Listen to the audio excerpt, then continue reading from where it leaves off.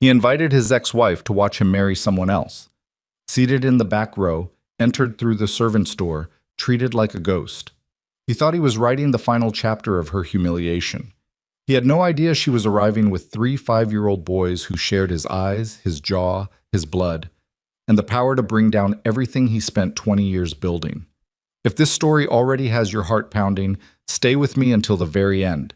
And before we go any further, hit that like button and drop a comment telling me what city you're watching from. I want to see how far this story travels. Now let's begin. The invitation arrived on a Tuesday, slipped beneath the door of Elena Marquez's apartment in Boston like something shameful. Like the person who delivered it couldn't bring themselves to knock. It was a thick cream envelope, the kind that cost more than most people's grocery bills, embossed with a gold V on the seal. Elena recognized the letterhead before she even touched it. She stood in her hallway in her hospital scrubs. Hair still damp from the shower, she'd barely had time to take between a 12-hour shift and pick up from her neighbor's apartment, and she stared at that envelope on the floor for a full 30 seconds before she bent down to grab it. Inside was a wedding invitation. Rafael Emilio Voss and Valentina Cruz. The Voss Estate, Atlanta, Georgia. Saturday, the 14th. 6 o'clock in the evening. And beneath the printed text in Rafael's own handwriting, that tight, controlled script she would recognize anywhere. 7 words. The last seat in the back row. Elena read it twice. Then she set it on the kitchen counter and went to check on her sons. Mateo was already out of bed, sitting at the table with a crayon gripped in his small fist, drawing something with enormous concentration. Luca was still half asleep on the couch, one shoe on, one shoe missing. The cartoon he'd been watching before dinner still playing on the TV. Nico was in the bathroom, having apparently decided that 9 o'clock at night was the perfect moment to wash his own hair, which he had done with hand soap, and now he stood at the sink with his head tilted sideways trying to get the foam out of his ear. Elena helped him rinse. She found Luca's shoe under the coffee table. She sat with Mateo for a few minutes while he explained, very seriously, that he was drawing a map of their street because he wanted to know where everything was. She kissed all 3 of them. She put them to bed. She turned off the lights. Then she went back to the kitchen, poured herself a glass of water she didn't drink, and stood at the counter reading that invitation again. Her friend Priya called at 10:15. Elena had texted her a photo of the handwritten message, and Priya's response had been immediate and physical. Elena could hear it in the way she said her name. Elena. I know. Tell me you're not thinking about going. I haven't decided anything. That man arranged for you to be seated in the back row of his wedding to another woman. He wrote that message himself, with his hand, on purpose. Priya's voice was the kind of controlled that meant she was working very hard not to say what she actually wanted to say. This isn't a peace offering. This isn't closure. This is a man who wants an audience for your humiliation. I know what it is. Then why are you still holding the invitation? Elena looked down. She was in fact still holding it. She set it on the counter. Because I'm tired of running from his version of the story. Silence on the other end. Then, what does that mean? It means I left Atlanta 3 years ago because I thought distance would protect me. And for 3 years I've been living in this city trying to be invisible, trying to rebuild something, trying to just exist without his shadow over everything. And his shadow is still there, Priya. It followed me here. People I work with, they don't know the details, but some of them have heard things. His version of things. She stopped, steadied herself. He told everyone I was the reason we never had children. He told his family, his associates, people in his world who talk to other people who talk to other people. That story has traveled farther than I have. I know, Priya said quietly. My boys are 5 years old. They're going to grow up. They're going to ask questions. And at some point, someone is going to tell them a story about their mother that is a lie. Her voice didn't break. It went very flat instead, the way it did when she was holding something down with both hands. I'm not going to let that happen. So you want to go back there and do what exactly? Stand up at the wedding and announce, no, nothing like that. Elena exhaled slowly. I just want to show up. I want him to see that I'm not hidden. I want his people to see it. And I want... She stopped again, longer this time. I want my children to know that their mother didn't spend her whole life running from a man who hurt her. Priya was quiet for a long moment. You know this could go badly. I know. He has security. He has influence. That estate is his territory. I know. And you'd be bringing the boys. They're the reason I'm going. Another silence. Elena could hear Priya's breathing on the other end, the small sounds of her apartment, a television in the background, the distant rhythm of the city. Finally, Priya said, I'm coming with you. You don't have to. I'm not asking permission. I'm coming with you. And we're not entering through whatever servant's entrance he had in mind. A pause. We're going through the front. Raphael Voss did not sleep the week before the wedding. This was not unusual for him. He had stopped sleeping through the night somewhere in his late 30s. The same slow erosion that had taken several other things. Patience for weakness, tolerance for sentiment, the ability to sit in a room without cataloging every possible threat. His doctor told him it was stress. His security chief told him it was operational necessity. Raphael told neither of them anything because he didn't discuss what happened inside his body with other people. But this particular insomnia had a specific texture. It wasn't the usual current of calculations, supply lines, territorial negotiations. The three men in his organization, he was fairly certain were talking to the DEA.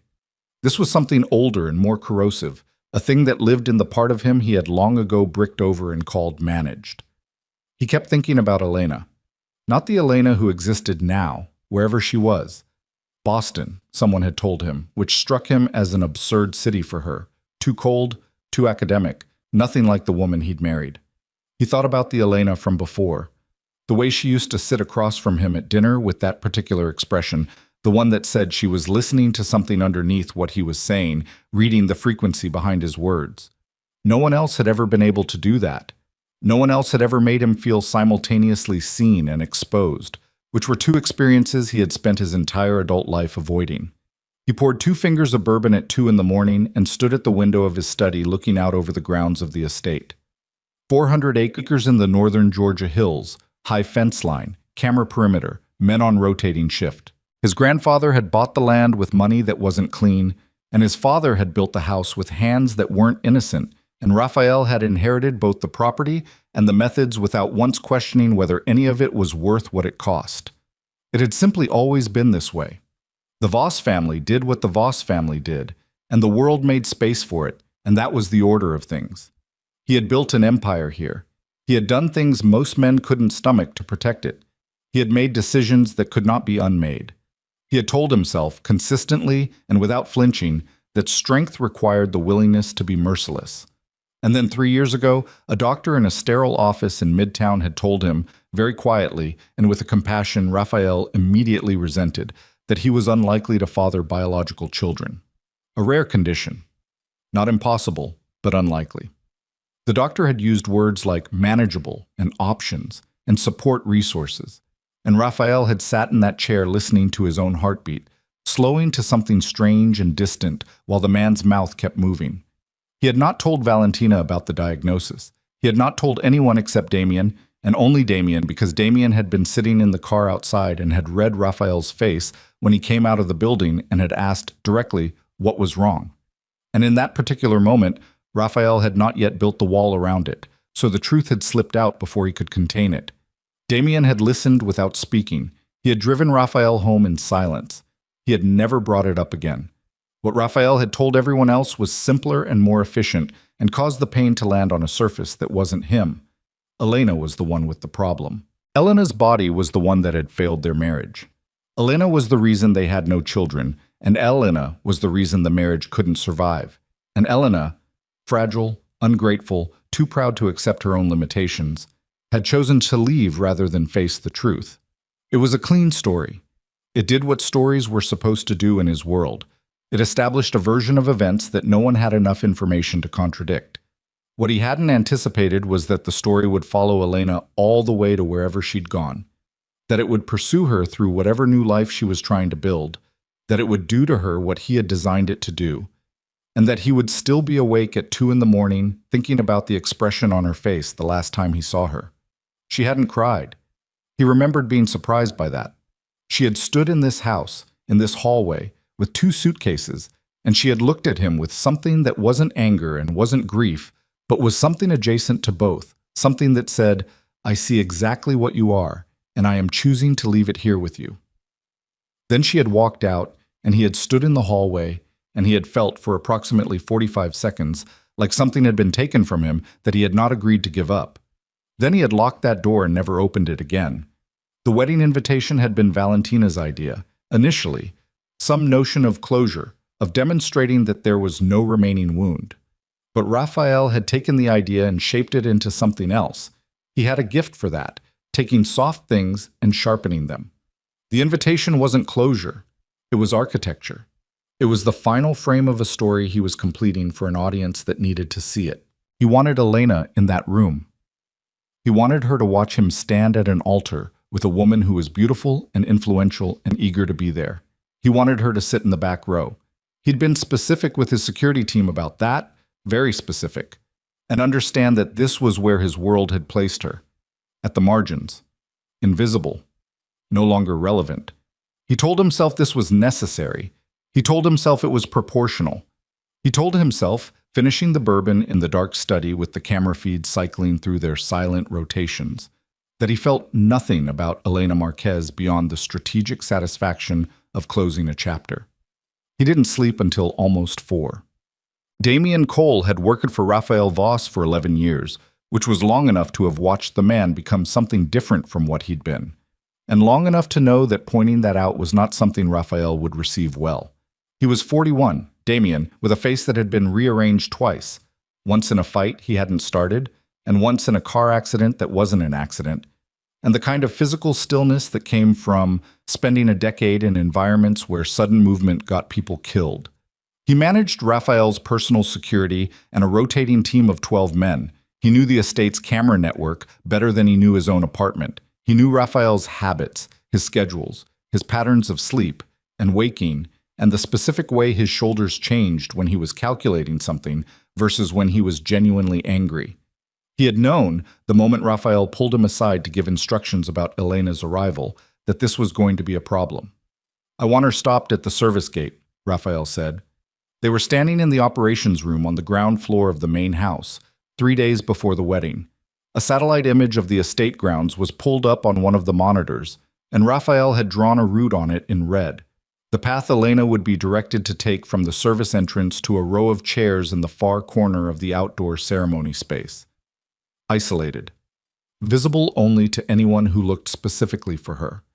"I want 2 men on her from the moment she arrives. Not aggressive, just present. She needs to understand the perimeter." "She's a guest," Damien said. "She's an ex-wife who was specifically invited to observe. That's not the same category."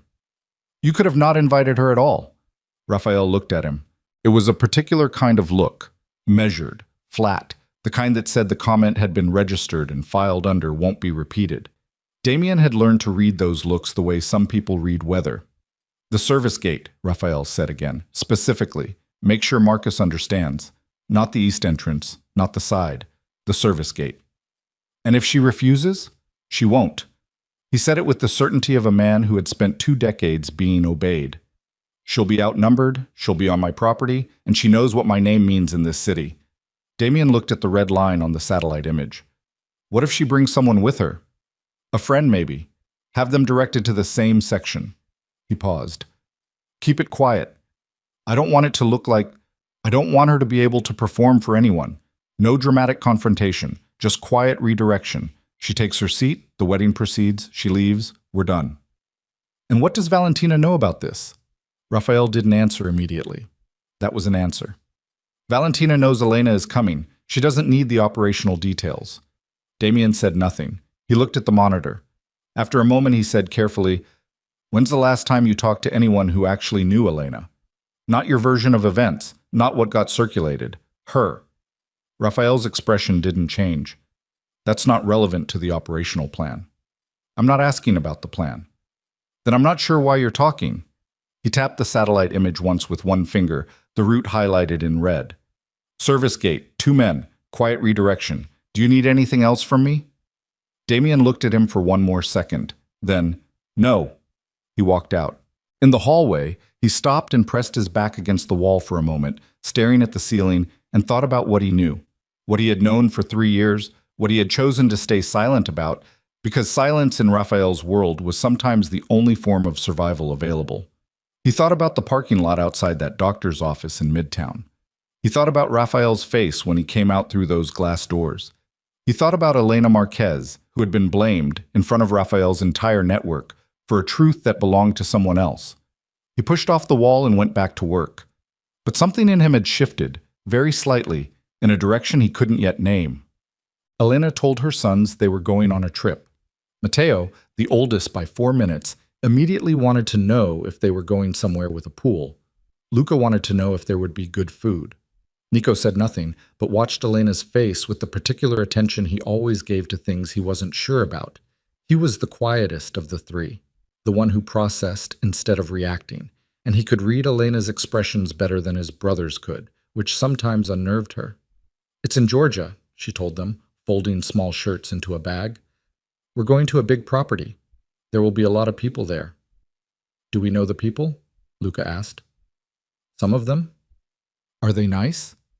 Elena considered this with genuine care. "Some of them are." Nico was still watching her. "Is it important?" he asked. She looked at him. He was sitting on the edge of the bed, shoes already on. He was the only one of the three who put his shoes on without being reminded, and his dark eyes were very steady and very serious for a 5-year-old. "Yes," she said. "It is." He nodded slowly. "Okay. Then, will you be okay?" "I'll be better than okay," she said. She crossed to him and pressed a kiss to the top of his head. "I promise." She wasn't entirely sure it was a promise she could keep, but she was certain, with the kind of certainty that lives in the body rather than the mind, that it was time. She had spent 3 years building something: her practice, her apartment, her life, the routine that kept 3 small boys fed and rested and safe and confident and moving toward a future that was theirs. She had built all of it in the shadow of a lie, and the lie had traveled, and she was tired of being invisible inside a story that had never been hers to begin with. She finished packing. She texted Priya the departure time. She sat at the table after the boys were in bed and looked at the invitation one more time, at the handwriting, at those 7 words. The last seat in the back row. She thought about what it must have cost him to write that. Not emotionally. Raphael wasn't built for emotional cost. She had understood that about him long before she left. She thought about the specific calculation behind it. The precision. The fact that he'd chosen handwriting over print, personal over formal, because he wanted her to feel the individual weight of his intention. He thought he was showing her his power. What he was actually showing her was how much the situation still occupied him. Power didn't send handwritten insults. Power didn't feel the need to arrange humiliation with operational specificity. Power didn't invite someone it no longer cared about to watch it get married. Raphael Voss was not over it. And that meant, in ways she was only beginning to calculate, that he was not as controlled as he believed. She put the invitation face down on the table. She went to bed. She did not sleep easily, but she slept. The morning of the wedding was clear and cold for April in Atlanta, the kind of morning where the light came in at a hard angle and made everything look sharper than it was. The estate had been in preparation since before dawn. Caterers, florists, a team of event coordinators in matching black who moved through the grounds with the efficiency of a military operation, which was not coincidental because Raphael had given his event planner a document that detailed acceptable setup windows, staffing positions, and flow management protocols with the same structure he used for actual operations. Valentina Cruz had arrived the previous evening and was staying in the east wing of the house.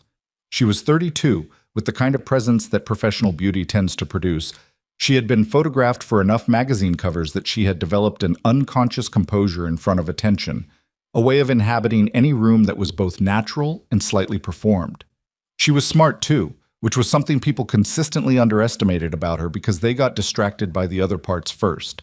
She had been with Raphael for 14 months. She had watched him operate at close range, had seen the things that happened in his world, and had made the considered choice each time to stay. Not from naivety, she was clear with herself about that, but from a calculation of her own. His world had costs, yes, but it also had protections and resources, and a kind of security that the world she'd come from could not provide. What she hadn't fully accounted for was the geography of his interior. There were rooms in Raphael she had never been allowed into. He was attentive, generous in specific ways and fundamentally opaque in others. She had attributed the opacity to the nature of his work. Some things, in his world, had to stay compartmentalized, and she had accepted that. But lately she had begun noticing something different, not just the professional compartmentalization, something older, something that lived in the way he went quiet sometimes when his first wife's name came up, the specific texture of the silence, which was not the silence of someone who had moved on. She had found the security briefing by accident. She hadn't been snooping. She was clear about that to herself.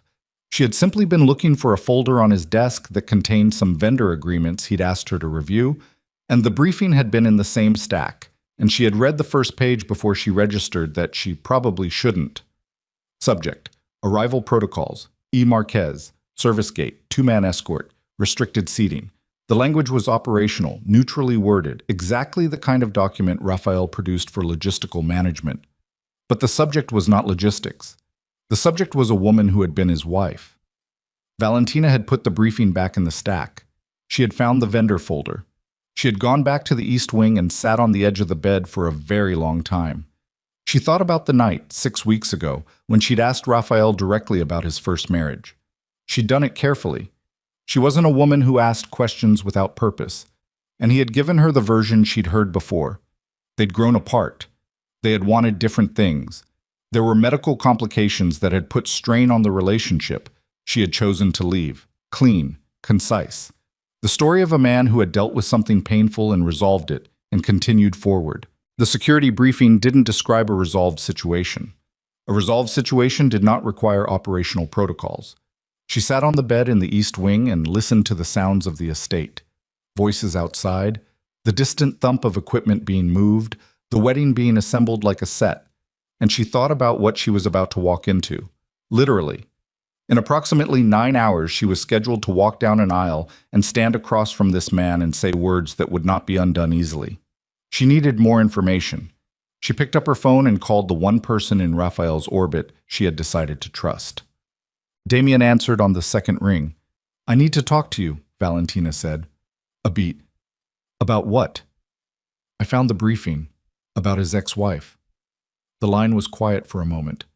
Then Damien said, "Where are you?" "East Wing." "Stay there. Give me 10 minutes." He came through the private entrance from the garden, which meant he'd avoided the main corridor where staff were moving in and out. That itself told her something. A man who chose a private entrance for a private conversation was a man who had things to be private about. He sat across from her in the sitting room, in the armchair that faced the door, an old habit, she suspected, of a man who needed to see what was coming. He was wearing his usual dark jacket, hands loose in his lap, and his face had that quality she'd noticed before, the absolute stillness of someone exercising enormous control over their own expression. "What do you know about the end of his marriage?" she asked. Directly. She had decided not to approach it from the side. Damien looked at her. Something moved in his face. Not quite discomfort, more like recognition. "What has he told you?" "He told me Elena had medical complications, that she couldn't have children, that the marriage couldn't survive it." The stillness in Damien's face held for exactly 2 seconds. Then he looked down at his hands. "That's the version he tells." Valentina felt the floor shift slightly. "And the other version?" "I'm not—" He stopped. Breathed. Started again.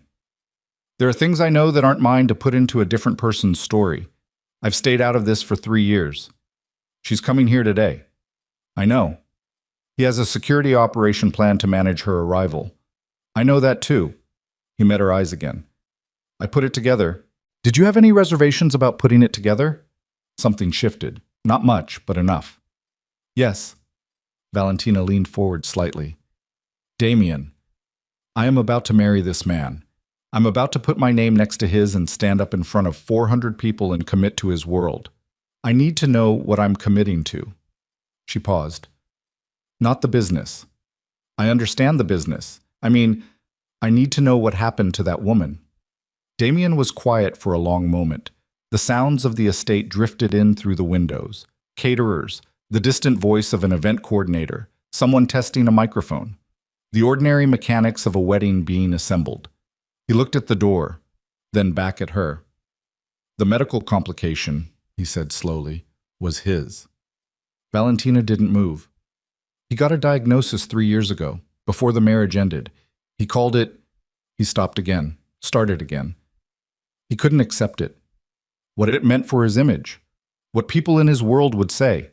So he changed it. He put it somewhere else. He looked at her directly. On Elena. She had no idea it was happening until after she'd left and found out through people she knew here. Valentina sat very still. In her chest, something she had been holding in a careful balance was beginning to tilt. He destroyed her reputation. Among his people, yes, people who talked to other people. It spread. And you knew. I was there when he got the diagnosis. I drove him home. Damien's jaw tightened. I told myself it wasn't my place, that it was between him and her, that people in this world don't survive making corrections to a man like Raphael's version of his own story. He looked away briefly. I've been telling myself that for 3 years. He raised children, Valentina said quietly. Someone told me. I heard her name once in connection with... She has children? I don't know the details of her life now.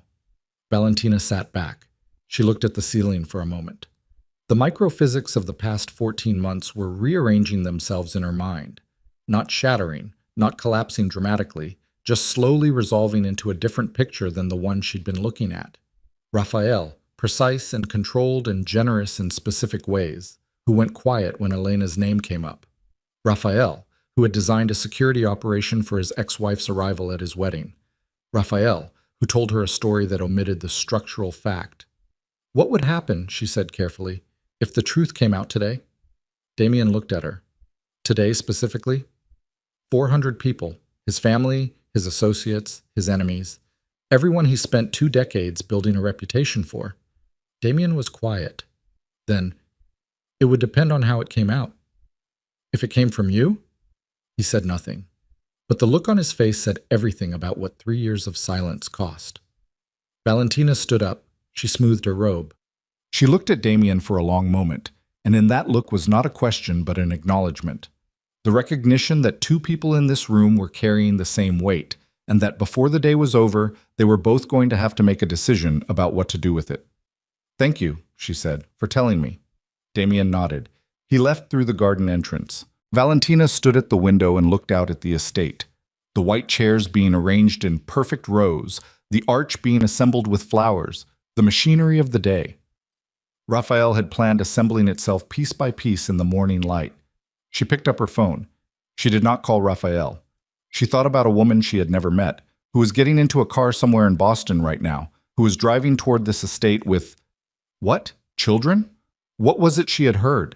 She needed to know more. She needed to know exactly what was walking through those gates today, because whatever it was, Valentina Cruz was no longer certain it was something Raphael had accounted for. And she was no longer certain she wanted to be standing at that altar when he found out he was wrong. What? Elena's black SUV cleared the Georgia state line at 4:15 in the afternoon. Priya was driving. Elena was in the passenger seat. In the back, Matteo had fallen asleep against the window. Luca was looking at something on a tablet with the volume low. Nico was watching the landscape move past with that steady, absorptive attention he brought to everything. Elena watched the road. She had dressed that morning with care, not the performative care of someone trying to prove something through appearance, but the methodical care of someone who understood that how she arrived at this place would be the first thing anyone saw. The dress was gold, not subtle, not apologetic. She had bought it specifically for this because gold was not the color of someone who had accepted the back row. Her hair was down. Her hands, in her lap, were steady. She kept thinking about what Priya had said last night, after they'd put the boys to bed in the hotel room. Whatever happens, you're not walking in there alone, and neither are they. She had gestured toward the door of the room where 3 small bodies were breathing quietly in the dark. They've never been alone in this story either. They just didn't know it yet. Elena had thought about that for a long time. Her sons were 5 years old. They had been raised on the eastern edge of Boston in a 2-bedroom apartment with a doctor for a mother and a rotating cast of Priya's family as their extended world. They knew they had a father. She had been honest about that, within the limits of what was appropriate for their age, that there was a man, that the situation was complicated, that when they were older, she would explain more. They had accepted this the way children accepted the difficult things their parents told them. Not entirely, not without questions, but with the fundamental trust that their mother was telling them what she could. Today, in some form, they were going to see him. She hadn't fully planned what that would look like. She had told herself this wasn't about the boys.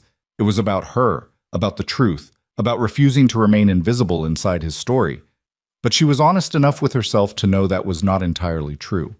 Something in her had decided that the boys should exist in this space, physically, visibly, in front of the people who had accepted Raphael's lie.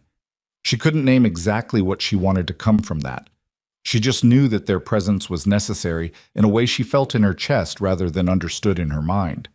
Nico turned from the window. He looked at her. Mom. Yeah, baby. Are we almost there? About 20 minutes.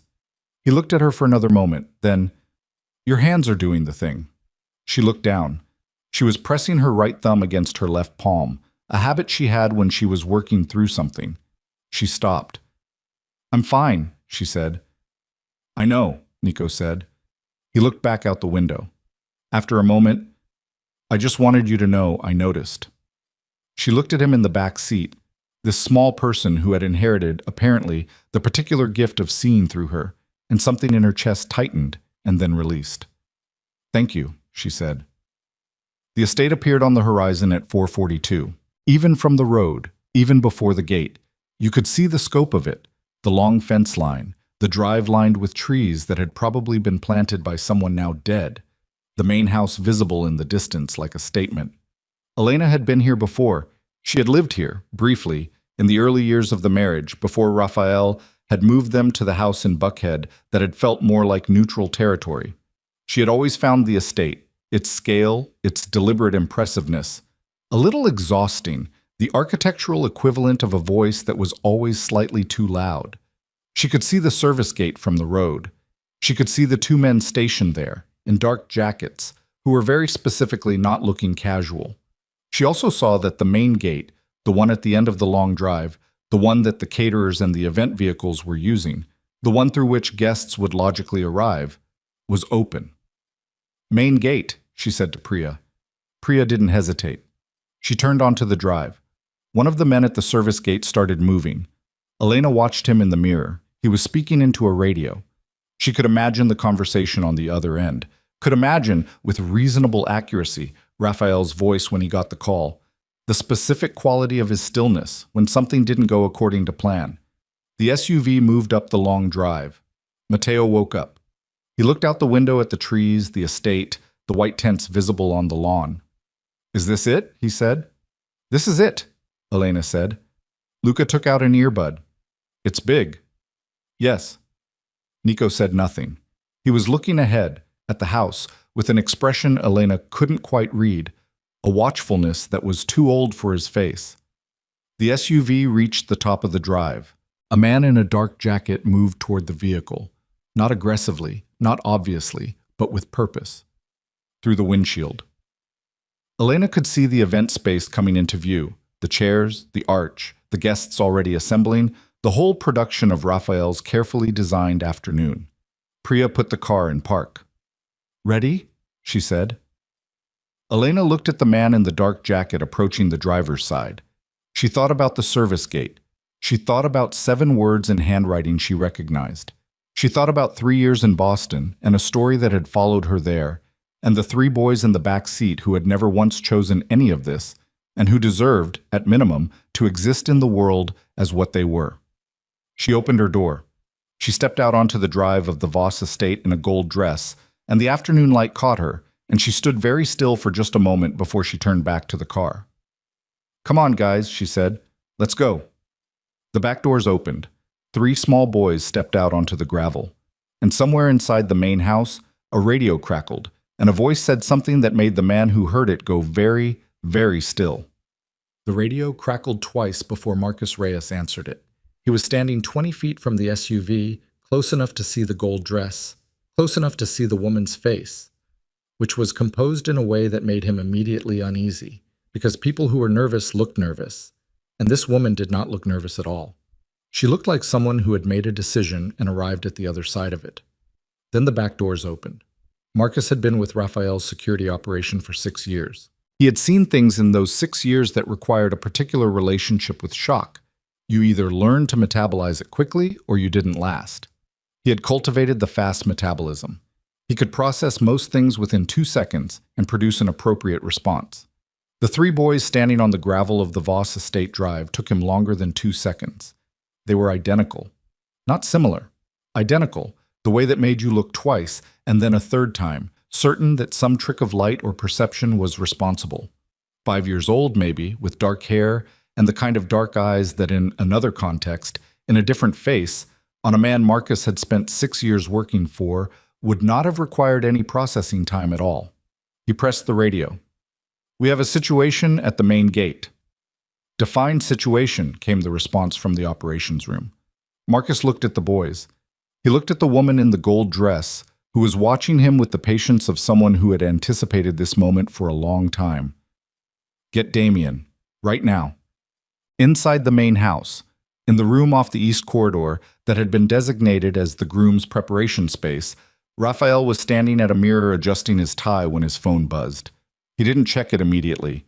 He had been deliberately keeping his phone at a distance in the last hour, allowing the event coordinator to manage through his team, preserving his composure through the specific discipline of not being contactable.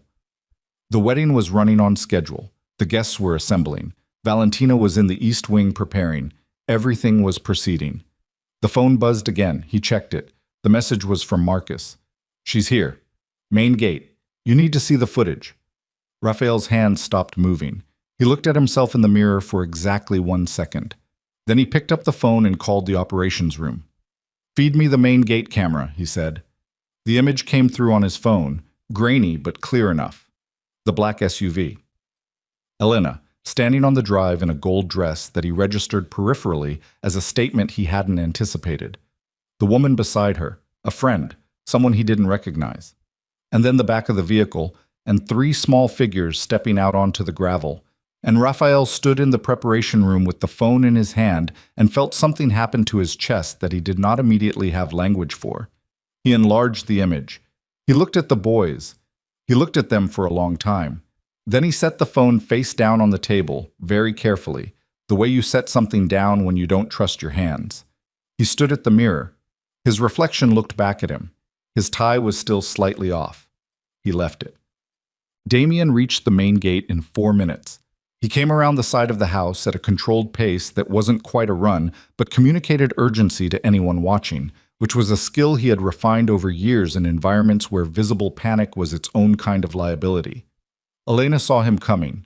Something in her face changed. Not surprise, more like recognition with an edge of wariness. She remembered Damien. He had always been the man who stood slightly apart from what Raphael did, close enough to enable it, far enough to watch himself do it with a certain discomfort. She had never been sure what to do with that. It hadn't protected her. He stopped 6 feet away, looked at her, looked at the boys, a long and specific look, and she watched him process what he was seeing with the same terrible clarity she had anticipated from anyone who knew Raphael's face well enough. "Elena," he said. "Damien." A pause. The noise of the estate continued around them. Voices, movement, the ordinary sounds of a large event being conducted. And in the middle of it, the 2 of them stood in a specific kind of quiet. "He didn't know," Damien said.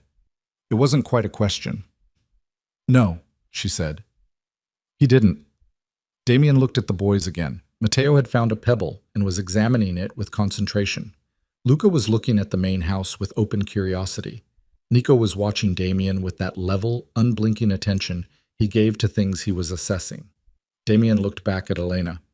"You should know that he has a plan for how today goes." "I know he does." "He's not going to... This isn't going to be easy for you." "I didn't come here for easy." Something shifted in Damien's face. A small movement, barely perceptible, but she had always been good at reading the small movements. "Why did you come?" She looked at him steadily. "Because my children have a right to exist in the world as what they are, and because I'm done being the lie he told to protect himself." Damien was quiet. Behind him, Marcus had retreated a careful distance, close enough to respond to instruction, far enough to give the appearance of not listening, which meant he was listening very carefully. He's going to see them, Damien said quietly. On the camera feed. He's probably already seen them. Good. Elena, I know who he is, Damien. I was married to him. She kept her voice level, but beneath it was something with edges. I'm not here to start a war. I'm not here to ruin anything. I'm here because I exist. My children exist. And we are not walking through a servant's entrance. He looked at her for one more long moment. Then he turned to Marcus. Main gate. Let them through. Marcus didn't move immediately. Damien, the instructions were, I know what the instructions were. A pause. The kind of pause that establishes territory. Let them through. Marcus stepped back. He spoke into his radio, low and quick. The event coordinator appeared from somewhere near the tent line, saw the situation, and made the specific calculation of a professional who understood when events had outpaced planning. Elena looked at Priya. Priya looked back at her with an expression that contained multitudes, fear, solidarity, the specific adrenaline of a person who had agreed to do something difficult and was now doing it. Ready? Elena said, the same word Priya had used in the car. Not even slightly, Priya said. Let's go. Elena put one hand briefly on Nico's shoulder. Not steering, just contact, and they walked through the main gate of the Voss estate and onto the grounds where 400 people were assembling to watch Raphael Voss begin what he believed would be the controlled final act of a story he had authored alone. Raphael came down from the preparation room by the back stairs.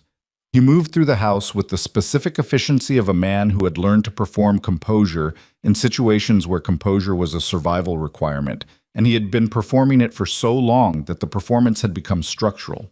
It was load-bearing now, part of the architecture of how he moved through spaces. His security chief intercepted him in the ground floor corridor with an expression Raphael recognized as the face of someone delivering information they would rather not be delivering. She's on the grounds, the man said. I know. Damien authorized? I know what Damien authorized. He kept walking. Where is she now? Moving toward the ceremony space. The event coordinator is trying to redirect her toward the don't redirect her. He said it without stopping. The security chief fell into step beside him, struggling slightly to match the pace. Pull the two-man escort. All of it. Cancel the protocol. A beat. Cancel. Did I stutter? Silence. Then, no, sir. Good. And tell Damien I want to see him before the ceremony. 15 minutes. My study. He turned down a corridor that led toward the east side of the house. The security chief split off. Raphael continued alone, which was how he preferred to move when something in him was running hot. He needed the space to bring it down, to find the temperature that let him function. The boys. He pressed his back against the wall for a moment in an empty corridor and breathed. In through the nose, out through the mouth. The technique his father had taught him, which was the only genuinely useful thing his father had left him, and even that had been framed as operational instruction rather than care. You breathe that way when you need to think. Feeling doesn't help you. Thinking does. Get to thinking. 3 boys, 5 years old, which put their birth approximately 9 months after, which meant during the marriage, during the last year of it, when things between them had already begun to fracture, when Elena had started going quieter and Raphael had started going harder, and neither of them had found the language to cross the distance between those two responses. He did the math. He kept doing the math, and it kept coming out the same way. He pushed off the wall. He needed to think. He needed to move. He needed to not stand in an empty corridor while the event outside proceeded without him, and 400 people waited, and his wedding coordinator texted him updates every 3 minutes, because that was the arrangement they had agreed on. He needed to see Damien. But first, he needed to do something that went against every operational instinct he had developed over 20 years of running an organization that survived by controlling information. He needed to see her. Elena found a position near the back of the outdoor ceremony space. Not the back row specifically, not the seat with the implicit message, but a standing position at the edge of the tent canopy where she could see the space and be seen in it. Priya stood beside her. The boys were close, Luca and Matteo already drawn toward each other in the way they did when they were uncertain, Nico slightly apart, watching. Guests had begun noticing. It happened gradually at first. A look, a second look. The way attention moves through a crowd when something interrupts the expected pattern. Elena was not unaware of it. She had expected it. What she hadn't fully anticipated was the specific quality of the attention from the people she recognized. The faces from Raphael's world that she had known 3 years ago, the wives and associates, and the various people who occupied the orbit of the Voss family's influence. She saw the recognition land. She saw the calculations happen behind people's eyes. Who she was, what her presence meant, the last things they'd heard about her, which were the things Raphael had put into circulation. She watched those calculations collide with what was standing in front of them. Not the broken woman the story described, but a straight-backed woman in a gold dress with 3 identical children who looked exactly like the man whose name they'd all been told this woman had disgraced. A woman named Carolyn Voss, Raphael's aunt, one of the few people in the family Elena had genuinely liked, crossed the space toward her. She was 60-something, sharp-featured, always impeccably dressed, and her face as she approached was doing something complicated. Elena. She stopped 2 feet away and looked at her, and then involuntarily looked at the boys. A long look. When she looked back up, her eyes were different. My God. Hello, Carolyn. These are... She stopped. Tried again. These are your children. Yes. Carolyn's mouth opened and then closed. She looked at the boys again. Matteo, who had found another interesting pebble. Luca, who was now trying to communicate something to Priya through gestures. Nico, who was looking at Carolyn with his steady, measuring attention. How old are they? Carolyn said quietly. 5. The math was doing its work again. Elena could see it. 5 years old meant the marriage hadn't been over as long as the story implied. 5 years old meant certain things about certain timelines that Carolyn, who had known Raphael all his life, was now quietly assembling. Elena, Carolyn said, even more quietly. Does he know? He will. Carolyn absorbed this. Her composure was good. Elena had always respected that about her. But something had changed in the set of her face, a shift in the weight of what she was holding. You came here today knowing, yes, he has a temper. I know. And 400 people on this property. I know that too. Carolyn looked at her for a long moment. Then she did something Elena hadn't expected. She moved to stand beside her. Not dramatically, she just repositioned slightly so that she was no longer at a visitor's angle but alongside. It was a small gesture. It meant something specific in the grammar of Raphael's world, where positioning was never accidental. Tell me what you need, Carolyn said. Just to be here, Elena said. That's all. Raphael came across the lawn from the side of the house, and he saw her before she saw him. He stopped walking. He had been in motion consistently for the past 20 minutes. Preparation room, corridor, back stairs, various points of the estate. And the motion had been functional, a way of managing the thing in his chest that kept trying to become something he couldn't afford it to become. But now he stopped completely and stood at the edge of the guest area and looked across the assembled crowd to where Elena stood under the tent canopy in a gold dress with Carolyn beside her and 3 children around her feet. From this distance, with this many people between them, he could take her in without the weight of direct attention. She had changed, not in the ways he might have expected, not in the direction of diminishment or damage. She looked like someone who had been through something and come out with more density, not less. Her posture was the thing that struck him most. She had always had a particular way of standing, straight, not tense, the physical expression of someone who had decided where they stood and didn't need to advertise it. That was still there, but it was more settled now, more rooted. He moved his eyes to the boys. He had told himself, coming down the stairs, that he would look at them objectively, that he would assess the situation the way he assessed all situations, information in, analysis, response. No static, no interference from the parts of him that were not operational. He looked at his sons. He did not know with certainty that they were his sons, that knowledge would require conversation and documentation, but the certainty didn't require any of those things because there was simply nothing to analyze.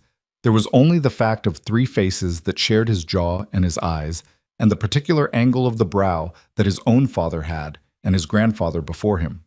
Raphael Voss, who had not felt unsteady in a long time, felt unsteady. Then Elena turned and saw him. Across the space, across the crowd, Through the noise and movement of 400 people assembling for a wedding he had designed as a demonstration of power, they looked at each other. Her face didn't change. No flash of fear, no anger, no performance. She just looked at him, the way she always had, with that frequency-reading attention, the one that got underneath his words. He walked toward her. The crowd felt it before they understood it, the way a room feels a shift in pressure without being able to name the source. Conversations continued, guests mingled. The event coordinator spoke into a headset somewhere nearby, and yet something moved through the assembled people. A subtle reorientation, faces turning slightly in the direction of something happening at the edge of the tent. Raphael stopped 3 feet from Elena. Priya moved half a step sideways, putting herself within reach of the boys without making it obvious. Carolyn stayed exactly where she was. Elena, Raphael said. Raphael, she said. His eyes moved to the boys. He couldn't help it. They moved there the way they would have moved to any significant tactical detail in any environment, immediate and involuntary. Matteo and Luca had both gone still in the particular way children went still when they sensed adult tension. Nico was looking at Raphael with an expression that Elena found later, when she thought about it, almost unbearable in its directness. The look of a child who was filing information carefully. Raphael looked back at Elena. When he spoke, his voice was very low, the controlled low that meant he was applying significant pressure to whatever was underneath it. You should have told me. You didn't give me a way to tell you anything, she said just as quietly. You made sure of that. That's not... He stopped. His jaw moved. This isn't a conversation we should be having here. Then maybe you should have thought about where you were having it before you sent me a handwritten invitation to sit in the back row. Something moved through his expression. Quickly, controlled, but she caught it. The specific flicker of a man who has been found in the act of something he told himself was justified and is now confronting the fact that it doesn't look the way it felt from the inside. I need you to come inside, he said. We need to talk. I don't think so. Elena? I'm a guest at your wedding, Raphael. I'll stand here. She kept her voice even. Unless you're planning to have me removed, in which case, go ahead. Do that in front of everyone. His eyes swept the space briefly. Taking in the proximity of guests, the event coordinator in his peripheral vision, Carolyn standing 2 feet away with an expression he could read perfectly well.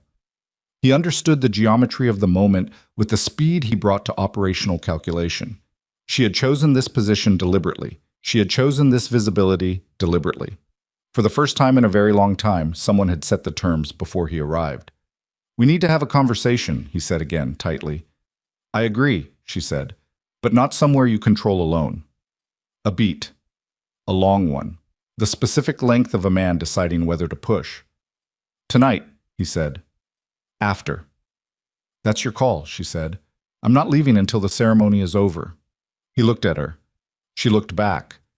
The frequency between them, that thing she'd always been able to read and he'd always both resented and depended on, was running at a pitch neither of them could ignore. Then one of the boys spoke. It was Nico. He had been quiet through the entire exchange, watching with that processing stillness of his, and now he looked up at Raphael with a 5-year-old's directness that had no armor in it and no calculation, and said simply, Are you the man in the picture? The world reorganized itself slightly. Raphael looked down at him. Something in Raphael's face did something that Elena had not seen it do in all the years she'd known him. It didn't know what to be. What picture? Raphael said. The one Mom kept, Nico said. In the box under her bed. She said you were someone she used to know. Elena hadn't moved. She kept her face still with considerable effort because she had not in fact told him to say that, and in fact was not entirely certain she'd ever discussed the photograph with any of the boys. But Nico noticed things and retained them, and apparently had been doing this quietly for some time. Matteo looked up from his pebble. Luca had stopped moving. Raphael looked at Nico for a long moment. Then he looked at Elena, and she saw something in his expression she had never seen before in 20 years of knowing his face. He looked afraid. Not of her, not of what was happening. He looked afraid of himself, of what he was recognizing, of what was assembling itself in front of him in the form of 3 small boys on the lawn of his estate on the day of his wedding. Before either of them could speak, a voice cut across the space. Raphael. It was Damien. He had come from the direction of the house, and his face had the particular quality Elena recognized from the gate. A man who had arrived at a decision and was standing on the other side of it.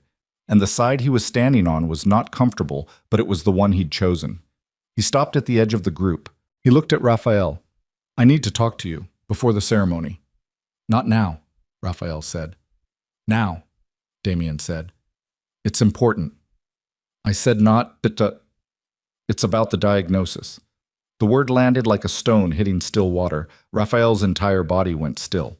Around them, the nearest guests had not heard.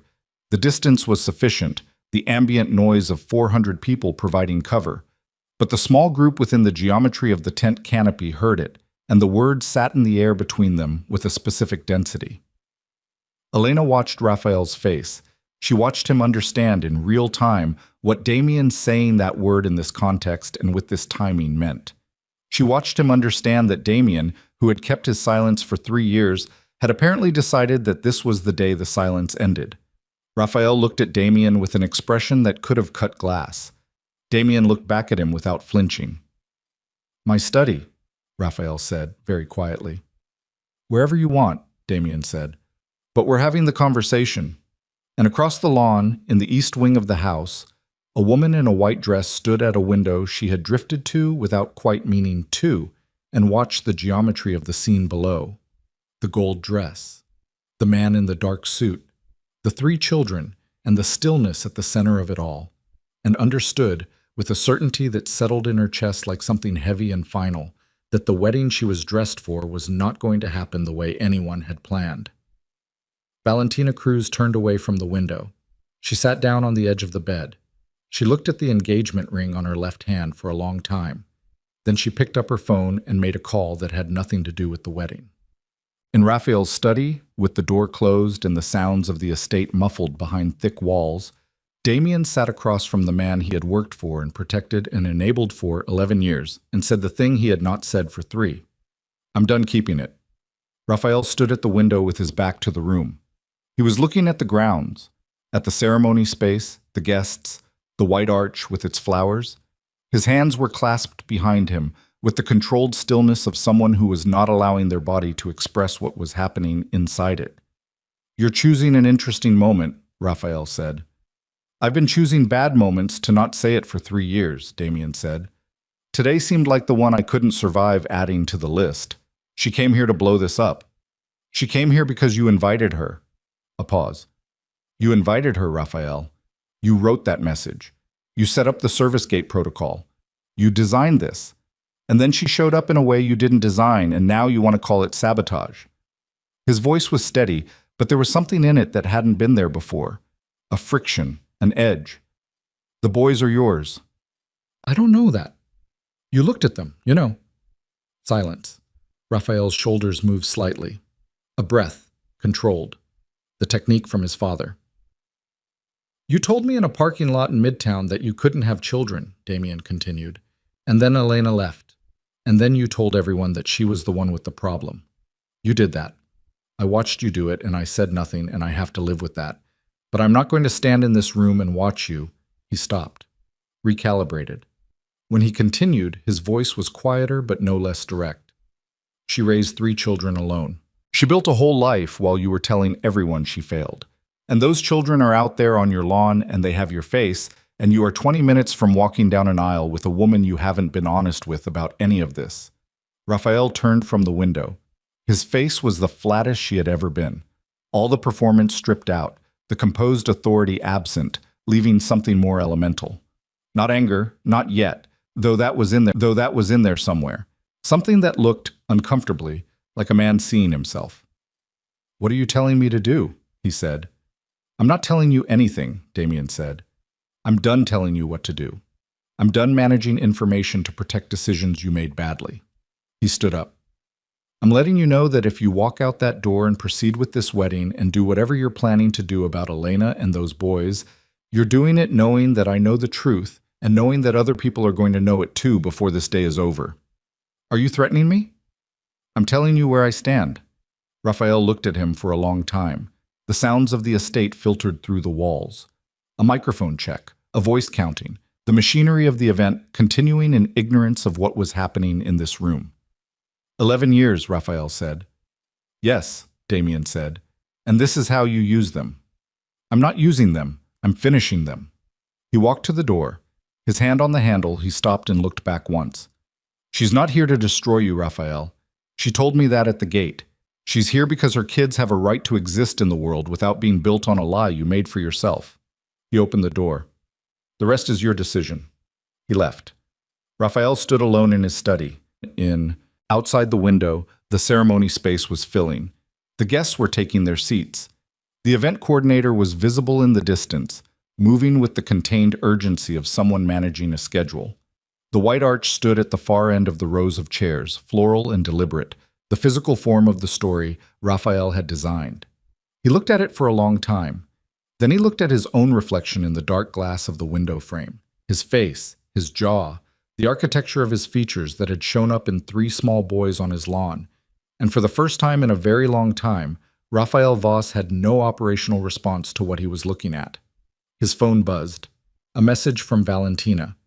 We need to talk before this starts. Come to the East Wing. He read it twice. He put the phone in his pocket. He stood in the study for one more moment, alone with the thing he had bricked over and called managed, and felt it begin at last to give. Raphael walked to the East Wing. He took the interior route, through the main corridor, past the formal dining room that had been converted into a staging area for the catering team, past the secondary staircase, through the connecting hallway that most guests didn't know existed. He moved quickly, but not urgently. The distinction mattered. In his world, urgency was information, and he was not prepared to give anyone the information that he was a man managing a crisis on his wedding day. He knocked once on the East Wing door and opened it without waiting. Valentina was sitting on the edge of the bed. She was fully dressed, the white gown, the veil folded beside her on the coverlet, her hair arranged with the precision of someone who had spent 2 hours in a professional's hands. The room smelled of flowers and hairspray and something else underneath both of those, something more chemical and less pleasant. She was not crying. That was the first thing he registered. He had prepared himself, on the walk over, for some version of emotional disruption. Tears, accusations delivered through them, the specific performance of hurt that he knew how to navigate because he knew its shape. Valentina was not performing anything. She was sitting very still with her hands in her lap, and her eyes clear, and her expression the one he had seen her use in boardrooms when she was working through a problem that required more than she had initially brought to the table. He recognized it because he used the same expression himself. "Close the door," she said. He closed it. She looked at him for a long moment without speaking. Through the window behind her, the ceremony space was visible, the rows of filling chairs, the arch, the soft afternoon light on everything. They had 40 minutes before the schedule required him to be at the altar. "Tell me about the diagnosis," she said. The word had a different quality from how Damien had used it. Damien had used it as a detonation device, calculated, timed for effect. Valentina used it the way a surgeon used a scalpel, precise, specific, aimed at something she had already identified. "Who told you?" he said. It was not a question. "Does it matter?" "It matters to me. Damien told me." She watched his face absorb that. "This morning. I asked him directly, and he told me directly. Which is how I've been having conversations with people around you, apparently, because the conversations I've been having with you have been missing some load-bearing information." She paused. "Tell me what happened 3 years ago." Raphael moved to the chair near the window and sat down. He did this deliberately, sitting rather than standing, choosing proximity to her eye line rather than a position that implied authority over the room. It was a strategic choice, and he was aware of it as he made it, and he was aware that she would know it was a strategic choice, and he made it anyway because he needed to begin somewhere, and this was the beginning he could manage. "I had a medical appointment in the spring of that year," he said. "A specialist. There were concerns about fertility, about whether I could father children." He stopped. The words had a texture he had not anticipated. Not the texture of confession, which would have implied some kind of relief, but something harder and less resolved. The diagnosis was not favorable. Not favorable meaning. Meaning it was unlikely. Biologically unlikely. Valentina was quiet for a moment. "And Elena?" Elena and I had been having difficulties. The marriage it was under strain. There were other issues. He heard himself reaching for context, for framing, for the architecture that would make the next part land differently. He stopped reaching. I told people that the fertility issue was hers, that she was the one with the medical problem, that the marriage ended because of her limitations, not mine. Silence. Valentina looked at him with those clear boardroom eyes. You destroyed her reputation, she said, not as an accusation, as a fact being named. I managed a narrative. You destroyed her reputation, she said again, the same register, the same patience, declining to accept the reframe. In a world where your name carries the weight it does, among people who repeat things, you told a lie about her that followed her out of this city and out of this world, and into whatever life she was trying to build. She paused. And she has children. Yes. Your children. He said nothing. Raphael. Her voice changed slightly. Not softer, more specific. Are those boys yours? He looked at the window. The ceremony space, the chairs, the arch. There's been no confirmation. No, look at me, she said. He looked at her. Are they yours? A long moment, the longest of the day, which had already contained several long moments. Yes, he said. I believe they are. Valentina absorbed this without visible reaction. She was good at that. He had admired it. In the 14 months, the capacity to receive difficult information without immediately externalizing it. She processed it first, held it, looked at it from the inside before she decided what to do with it on the outside. She didn't tell you, Valentina said. No. Did she know she was pregnant when she left? I don't know. Have you asked her? I haven't had... We've spoken for approximately 4 minutes since she arrived. Valentina stood up. She walked to the window and stood beside the chair where he was sitting, looking out at the same view. From this angle, he could see her profile, the line of her jaw, the way her hands were clasped in front of her, controlled and considered. I need to ask you something, she said, and I need you to tell me the truth, not a managed version of it, the actual truth. Go ahead. Why did you invite her today? He didn't answer immediately. Not the reason you told me, Valentina said. Not closure or moving forward or any of the other language that was in that conversation. The real reason. He looked at his hands. They were very still in his lap, the way he held them when he was applying control. I wanted her to see what she left, he said. It came out quieter than he'd intended. Or what she lost, Valentina said. He said nothing. Because those are different things, she continued. Seeing what she left means you're showing her a life that continued without her. Seeing what she lost means you believe she gave something up, that she made a mistake by leaving. She turned from the window and looked at him. Which one is it? The quiet in the room had a specific quality. Outside, someone tested the sound system again.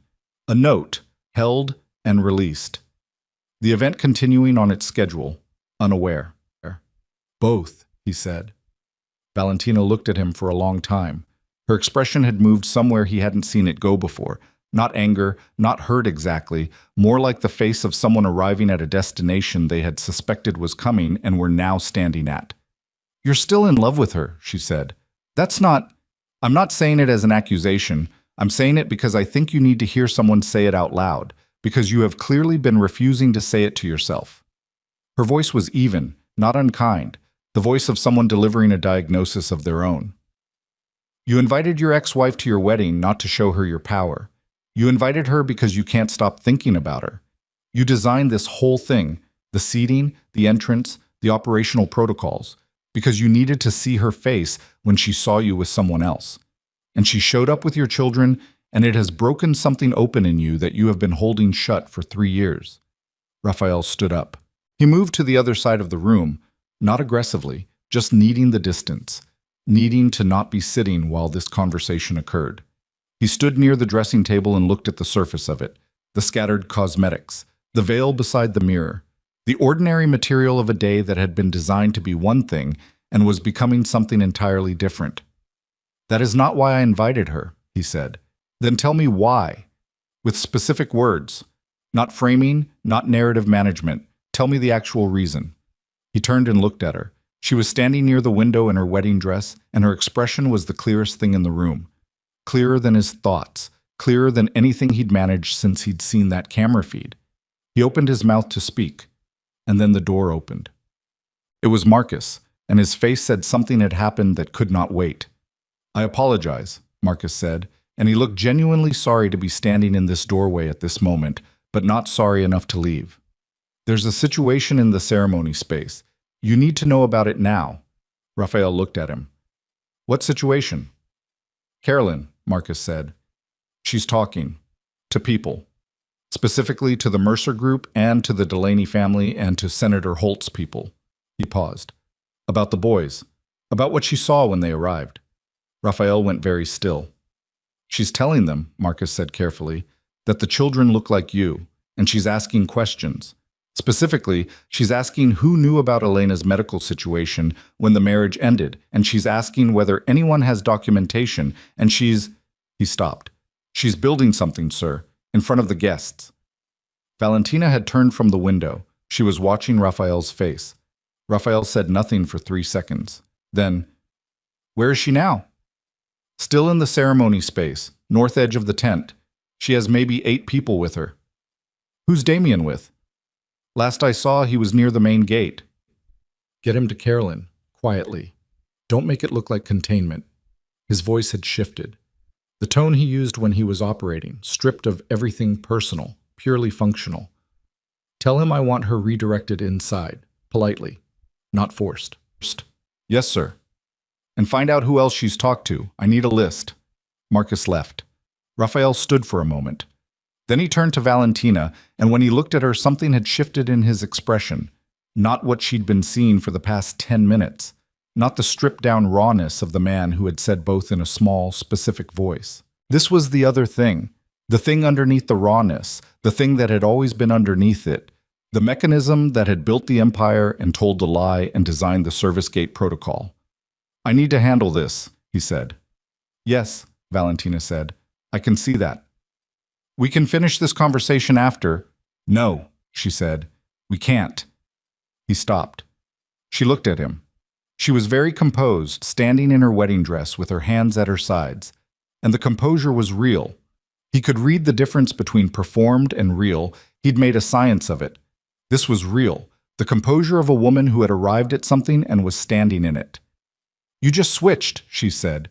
"You were here with me, having the conversation, and then Marcus came in and you switched, like a circuit." She wasn't accusing him. She was describing something she was observing in real time. That's who you are when something threatens your control. That's the thing you go back to. "I have 400 people on my lawn." "I know." She crossed to the dressing table and picked up her veil. She held it in her hands and looked at it for a moment. "I need to think," she said. "I need some time to think about what I'm going to do. And I think you should go handle what you need to handle." She set the veil back down. "But I need you to know, when you come back from handling it, I'm going to need different answers than the ones I've been getting. And if you can't give them, then this—" She gestured at the dress, the room, the window with the ceremony space visible beyond it. "This isn't going to happen." Raphael looked at her. She looked back. He left. In the ceremony space, Carolyn Voss was not conducting herself as a woman who had been asked to be quiet. She was conducting herself as a woman who had spent 60 years in Raphael's world and had reached the age at which the consequences of speaking were less frightening than the consequences of staying silent, and she was conducting herself accordingly. She stood with the Mercer Group, Victor Mercer, who ran the East Atlanta distribution network, and his wife Patricia, who remembered Elena from the early years of the marriage and had always liked her. And she was speaking in the low, deliberate register of someone who wanted to be understood clearly and did not need volume to accomplish it. "I'm telling you what I saw," Carolyn said. "Those children are his. You have eyes. You look at those boys and tell me what you see." Patricia Mercer said nothing, but she had looked at the boys when Elena had moved through the space, and her expression had said what she wasn't saying out loud. Victor Mercer was a man who ran his world the way Raphael ran his, with the understanding that information was currency and the first person to have it was the person with the most leverage. He was not a man who responded to things emotionally. He was watching Carolyn the way a banker watched a market. "What you're suggesting," he said carefully, has significant implications. I'm not suggesting anything, Carolyn said. I'm telling you what's in front of your face. What the implications are is up to all of us to work out. He told everyone it was her, Patricia said quietly. It was the first thing she'd contributed. Yes, Carolyn said. He did. And if it wasn't her, then a woman was blamed for something she didn't do, in this world, in front of these people, and everyone here accepted it, because everyone here accepted whatever Raphael said about it. She looked at Patricia, then Victor. Which is worth sitting with for a moment. Victor Mercer's jaw moved slightly. He was doing calculations. Carolyn knew the calculations, the ones about power, about what this information meant for the structure of Raphael's authority, about what men in his position did when the story they'd built turned out to have a cracked foundation. She knew those calculations because she'd watched men like him run them her entire life. What she was betting on was that enough of the people here today had human beings somewhere inside the strategic machinery, that the sight of 3 5-year-old boys who looked exactly like a man who had claimed his ex-wife was barren would activate something that pure calculation couldn't suppress. She was still betting on it when Damien appeared at her elbow. Carolyn, he said quietly, Raphael would like you to come inside. She looked at him. I imagine he would. He's asking, not ordering. That's a thin distinction, and we both know it. She studied Damien's face. She had known him for 11 years, had watched him move through Raphael's world with that particular careful stillness. She knew, from the way he was standing, that something had shifted in him today. Have you told him? She said. The thing you know? Damien's expression didn't change, but something in his eyes did. I've told him some of it. All of it needs to be told. I know. In front of people. In front of the people who heard the original story. She kept her voice low and precise. Not in a private room where he can manage it. Not in his study with the door closed. Out here. She gestured at the ceremony space, the guests, the whole assembled structure of Raphael's audience. Because that's where the lie was told. And that's where it needs to be corrected. Damien looked at her for a long moment. Then he looked at the guest space, at the rows of chairs now mostly full, at the peripheral clusters of people who were watching this conversation from a careful distance. He's not going to let that happen, Damien said. He can't stop it, Carolyn said. That's what he doesn't understand yet. He designed this day to be a demonstration of his control. But control is a story too, and stories depend on everyone agreeing to keep telling them. She turned to fully face him. Are you going to keep telling this one? The question landed with the specific weight she had intended. Damien stood with it. His face was the controlled face, the professional face, but she watched it shift, the cost of what he'd been carrying moving visibly through his features for one unguarded second. No, he said. I'm not. Carolyn nodded once. Then stay here, she said. Don't take me inside. Raphael found Elena near the edge of the tent canopy where he had first seen her from across the lawn. Priya was gone. She'd taken the boys to find a quieter spot away from the crowd, she told Elena before she left. And the look she gave Elena over the boys' heads said, "This is your moment." Carolyn was visible at a distance, in conversation near the guest seating. Elena had been watching that conversation with peripheral attention, reading the body language from 30 feet away. Not certain what was being said, but certain of its direction. When Raphael appeared in front of her, she turned to face him fully. He looked different than he had 20 minutes ago. The composure was back, the professional surface, the controlled authority. But she had known his face too long to be deceived by the surface, and underneath it she could see the thing that had been there when Nico asked about the photograph. The thing that didn't have a name in his operational vocabulary. "I need to know," he said. Quiet. Direct. "Did you know you were pregnant when you left?" She had expected this question. She had prepared for it. What she hadn't entirely prepared for was the specific rawness in his voice when he asked it. Not anger, not accusation, something closer to a man asking about a wound.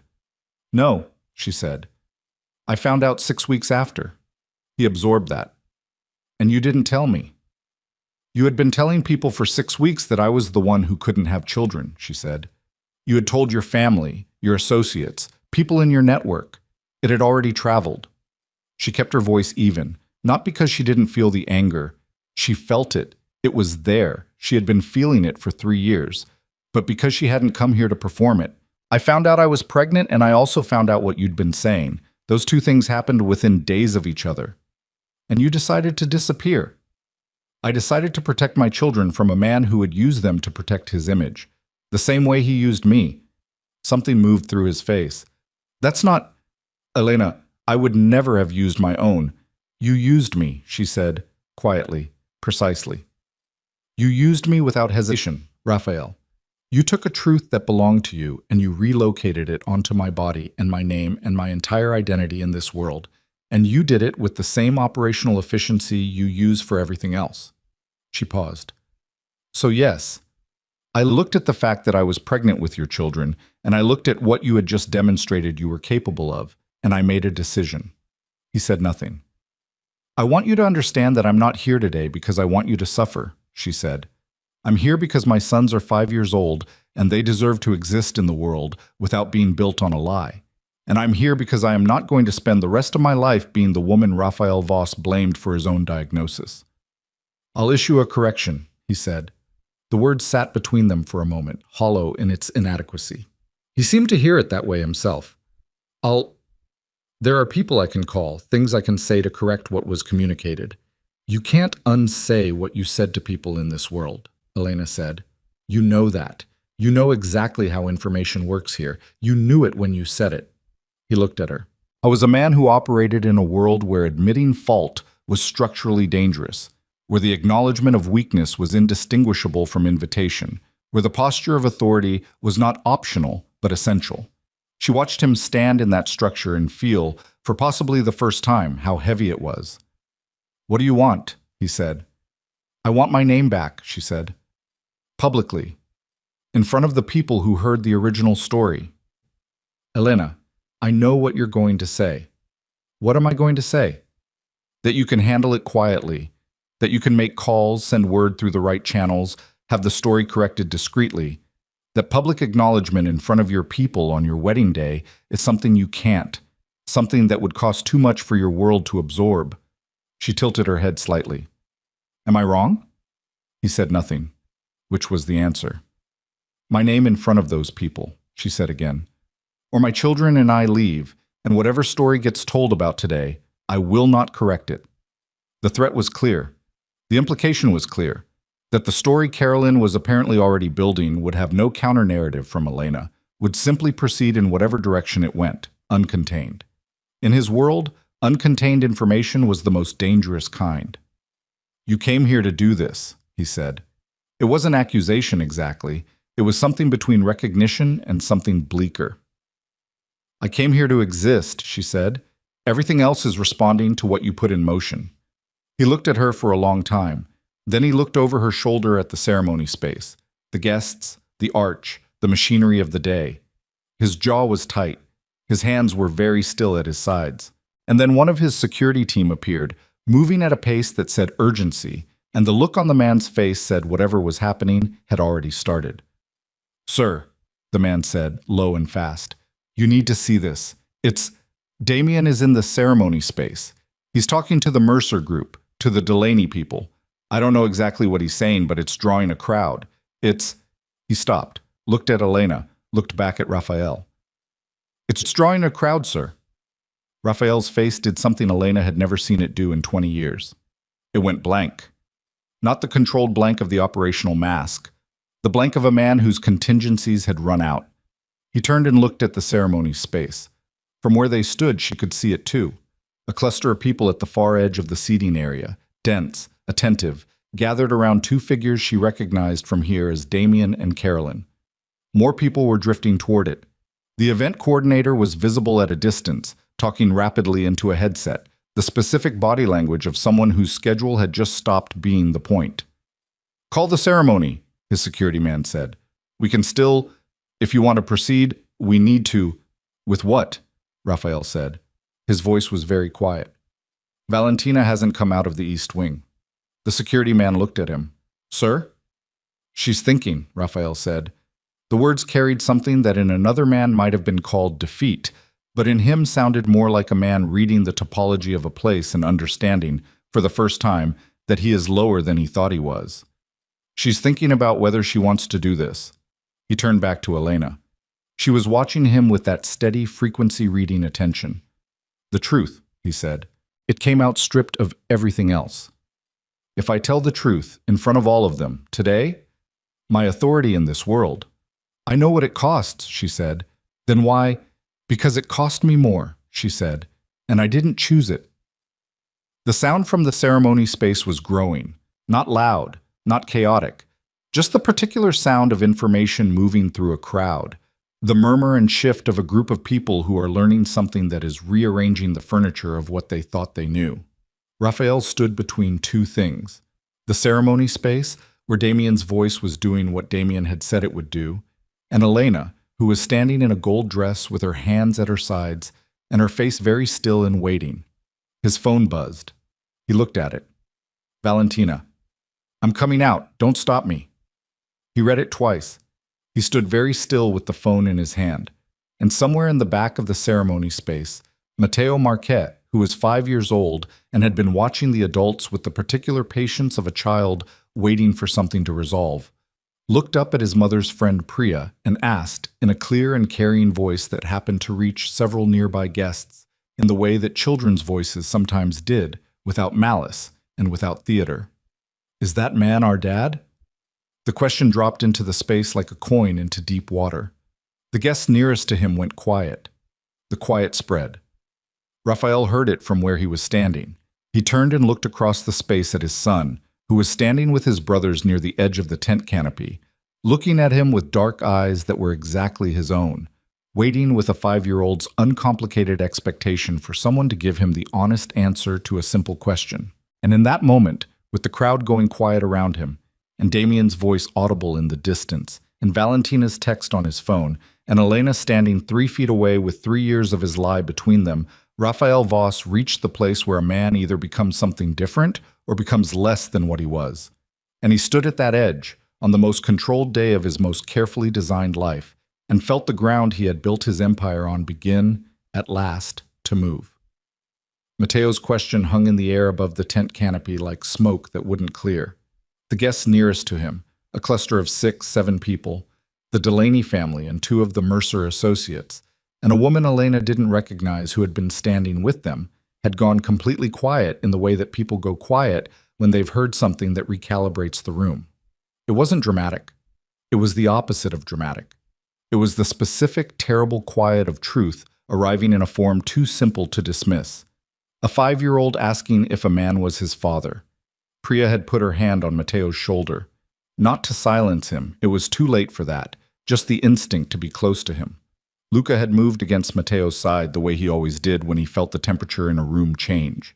Nico was watching Raphael across the space with those dark, steady eyes that didn't look away. Raphael hadn't moved. He stood 3 feet from Elena with his phone in his hand and Valentina's text on the screen and the sound of his son's voice still in the air, and something was happening in his body that had nothing to do with strategy. His chest felt wrong, too tight, the breath coming in slightly shorter than it should. A physical thing, animal and involuntary, the body's response to standing at the exact center of everything it had been avoiding. He put the phone in his pocket. He looked at Elena. She was watching him. Not with triumph. He had braced for triumph, had prepared a response to triumph, but this was not that. She was watching him the way she always had, with the attention that went underneath the surface. And what he saw in her face was not satisfaction, but something more difficult. She was waiting to see what he was made of when there was nothing left to manage. He turned toward the ceremony space. He walked. The crowd opened for him in the way crowds had always opened for Raphael Voss. Not from affection, though some of that was present, but from the decades-deep instinct that this was a man whose approach required space. People stepped aside. Conversations dropped. The event coordinator, who had been trying for the past 6 minutes to restore some version of the schedule's logic, saw him coming and went still. Damien saw him coming from across the space and stopped talking. The Mercer group, the Delaney family, the dozen people who had gathered around the truth that was being assembled in real time, they all turned. Senator Holt's aide, who had been recording something on his phone and had just decided that this was not a day for recordings, slid the phone into his jacket. Victor Mercer's face was a study in calibration. The face of a man who was waiting to see which direction the wind was going before he committed to a direction of his own. Carolyn was at the edge of the group. When Raphael reached the circle, she looked at him. Not defiantly, not apologetically, just the look of a woman who had made her decision and was standing behind it. "Raphael," she said. "Carolyn," he said. A silence. Then he looked at the assembled faces. He knew most of them. He had done business with most of them, had broken bread with them, had in several cases done things on their behalf that could not be spoken of in daylight. He knew their names and their operations and their weaknesses and their pressure points. He had cultivated this network for 20 years with the understanding that its foundation was the perception of his absolute authority. He opened his mouth. He closed it. He breathed in once, the technique from his father, and something in him said clearly and without drama, "This is the moment. There is no protocol for this. There is no managed version of what comes next." 3 years ago, he said. His voice was not loud, but it carried. He had always known how to make his voice carry. "I told people something that wasn't true. I told people that the end of my marriage was because of a medical issue on Elena's side." He paused. The pause was not for effect. He needed it.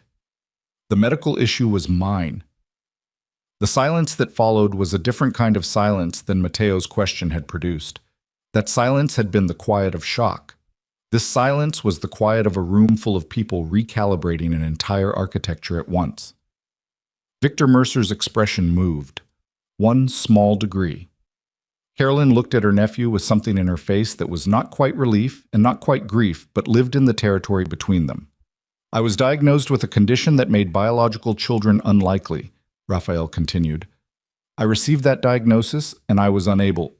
He stopped. He was not a man who used the word unable in front of other people. He restarted. "I chose to manage how that information was presented. I put it on Elena. That was a lie. I told that lie in front of people in this room, and I told it knowing what it would cost her in this world." His jaw tightened. "That is the truth. The rest of what you heard about why she left and what happened to the marriage was built on that lie." Someone in the crowd made a sound. Not words, just the involuntary sound of a breath catching. Raphael looked at Damien. Damien looked back at him with the face of a man who was watching something he had waited 3 years to see, and found that the watching of it was more complicated than the waiting for it had been. "I'm not telling you this because I've been outmaneuvered," Raphael said. He looked at the group, at Mercer, at the Delaney people, at Carolyn. "I'm telling you this because there are 3 children on this property today who are mine.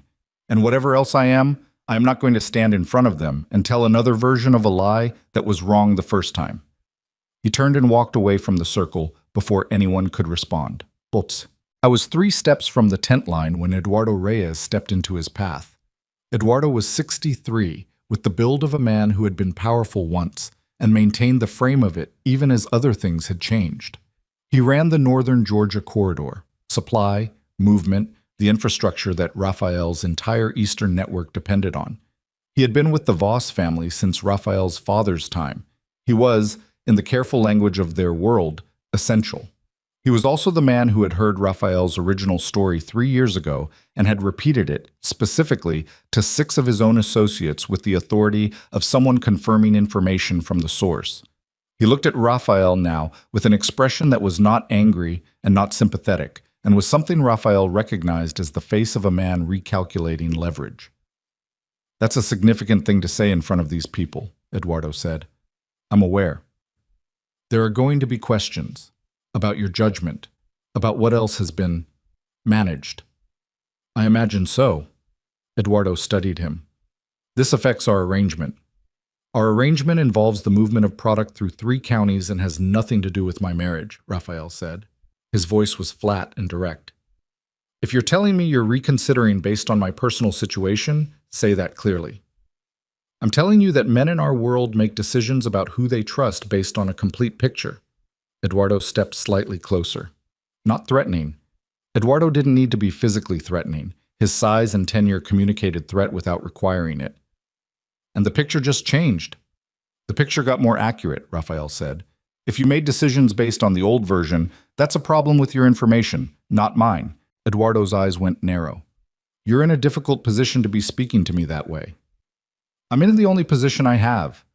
Raphael held the older man's gaze. His chest was still tight, his breath still shorter than he wanted, but his voice was entirely controlled. Eduardo, I have been running this operation for 20 years. You know what that means. You know what I've done for the people in this network, and what I've built, and what the alternatives look like. One personal admission doesn't change the operational record. A pause. But if you need time to recalibrate, take it. I'll be here. Eduardo looked at him for a long moment. Something moved behind his eyes, the calculation running its full course. Then he stepped aside. Raphael walked past him. He found Valentina at the edge of the main house, coming down the steps from the East Wing entrance. She had changed. The wedding dress was gone. She was in a dark coat over what appeared to be travel clothes, and she was carrying a small bag, and the veil was not with her. He stopped at the bottom of the steps. She stopped 3 steps above him, which put them at eye level. You talked, she said.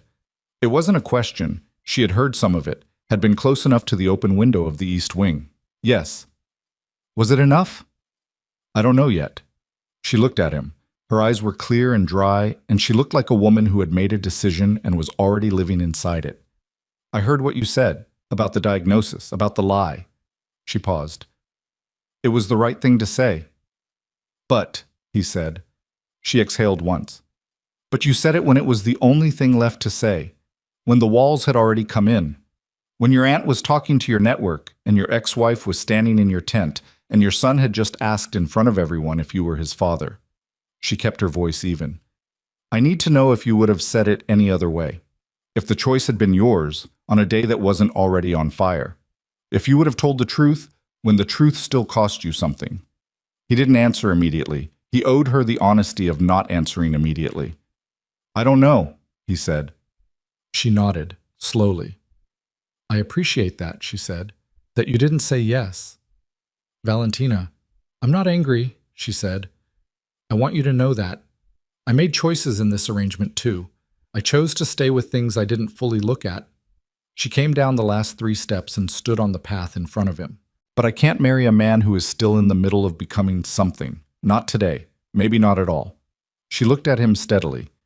You have 3 children out there, and a woman you wronged severely, and an organization watching to see what you do next. You have a lot of work to do. I know. She reached up and removed the engagement ring. She held it out to him. Her hand was completely steady. He looked at the ring for a moment. He took it. The small weight of it in his palm had a specific quality, not of loss exactly, more of consequence, the physical form of the distance between who he had designed this day to make him look like and who he had turned out to be. Take care of your sons, Valentina said. She walked past him toward the front of the house where, he understood, a car was waiting. He did not watch her go. When he turned back to the ceremony space, the situation had evolved. What had been a contained gathering around Damien and Carolyn was now a different thing. The seating area had broken its formal arrangement. People were standing, moving in clusters, the clean rows of chairs disrupted by the organic geometry of a crowd processing information. The event coordinator had abandoned the headset. 2 of the catering staff had retreated to the tent's service corridor, reading the atmosphere the way you read weather before a front moves in. Raphael scanned the space and found the pressure points. Victor Mercer was now in conversation with Eduardo. That was a combination that required attention. The 2 men were not friends. They occupied adjacent territories with the specific wariness of neighbors who shared a fence line and both wanted it moved. The fact that they were talking meant they were consolidating something, or deciding whether to. Damien was standing alone near the edge of the seating area. He had stopped talking. He looked like a man who had thrown a stone and was watching the water and had not yet decided whether what he'd done was the right thing. Elena was near the boys. Raphael walked toward her. She saw him coming. She did not move toward him or away from him. Priya shifted slightly, a protective instinct, the body's grammar, but Elena put one hand briefly on her arm and Priya held. Raphael stopped in front of her. He was aware of people watching. He was aware of the Mercer-Eduardo conversation in his peripheral vision, and Damien's stillness, and Carolyn nearby, and the boys, specifically Nico, who was watching this approach with the full inventory of his attention. I told them the truth, he said. I heard. All of it, the diagnosis, the lie. What I did to your name. He kept his voice low, but he didn't drop it to a private register. There were people close enough to hear, and he had decided in the walk from the main house steps to this point that private registers were no longer the instrument he was using today. I'm telling you now what I told them. Elena looked at him. I know, she said. Carolyn texted me while you were talking. He absorbed this. The image of his aunt texting Elena in real time, the relay of his own confession from across the space. Then you know it's done. The words are done, she said. The rest is longer. I know that. She studied him. What do you want, Raphael? I want to know my sons, he said. The words came out more simply than he'd intended. Not strategically simple, genuinely, almost nakedly simple. The sentence of a man who had stripped the operational language out of something that didn't work in operational language. Elena was quiet. I know I don't have the right to want that, he said. I know what I did. I know what the last 3 years were for you, what it cost, what I made you carry. I'm not standing here asking you to. I'm not asking for anything that you aren't able to give. But I need you to know that those boys exist for me now in a way I can't unfeel. His jaw tightened. I'm not using them. I'm not making a claim. I'm telling you what's true. She looked at him for a long time. Behind her, Nico had moved slightly forward, not toward Raphael, just a readjustment, the physical expression of a child who was fully present in a moment and wanted his presence registered. He asked about you, Elena said, quietly. Nico, 2 years ago. He found a photograph. I didn't know he'd found it. And he asked me who you were. I told him you were someone I used to know and that the situation was complicated. She paused. He said, did he hurt you? And I said, yes. And he said, are you still hurt? And I said, not the same way. And he said, okay. And he put the photograph back and went to bed. Raphael said nothing. He couldn't. He's been waiting, Elena said. He knew, I think, before today. In the way children know things they don't have language for yet. He's been waiting to see what kind of man you were going to be when it mattered. Her voice was level, but the level was a thing she was maintaining with effort. So was I. The sounds of the estate moved around them, the crowd still shifting and murmuring, the distant voice of someone trying to determine the official status of the ceremony, the ordinary noise of a large event that had lost its shape. I'm not the man I should have been, Raphael said. No, she agreed. I'm trying to determine what that means going forward. That's going to take a long time, she said, and it's going to require things you're not comfortable requiring of yourself. I know. She looked at him for one more long moment. Then she turned and looked at Nico, who was standing 3 feet away with his hands in his pockets and his eyes on Raphael, steady and clear and waiting. Nico, Elena said. He looked at her. This is Raphael, she said. The boy looked at Raphael. Raphael looked at the boy. Something moved in the space between them. Not resolution, not forgiveness, not any of the large things that the day had been trafficking in. Something smaller and more durable. Recognition. Nico extended his hand. It was such a formal gesture for a 5-year-old that it might have been almost comic in a different context. Raphael looked at the small hand, the serious face, the eyes that were his own, and he crouched down to the boy's level. He shook it. Hi, Nico said. Hi, Raphael said. Matteo appeared immediately from behind Priya, pebble still in hand. I'm Matteo, he said with zero preamble. Are you actually our dad or is Mom still figuring it out? Priya made a sound that was suppressed laughter. Elena said very quietly, Matteo. What? What? I just want to know. He looked at Raphael with the directness that was apparently a family trait, currently manifesting at 37 inches tall. Raphael looked at this child, the one who had been studying pebbles all afternoon with the same concentration his grandfather had brought to ledgers and his father had brought to maps, and he himself brought to satellite images of property lines. And he said, with more certainty than he had brought to almost anything else today, yes, he said, I'm your dad. Matteo considered this. Then he held out the pebble.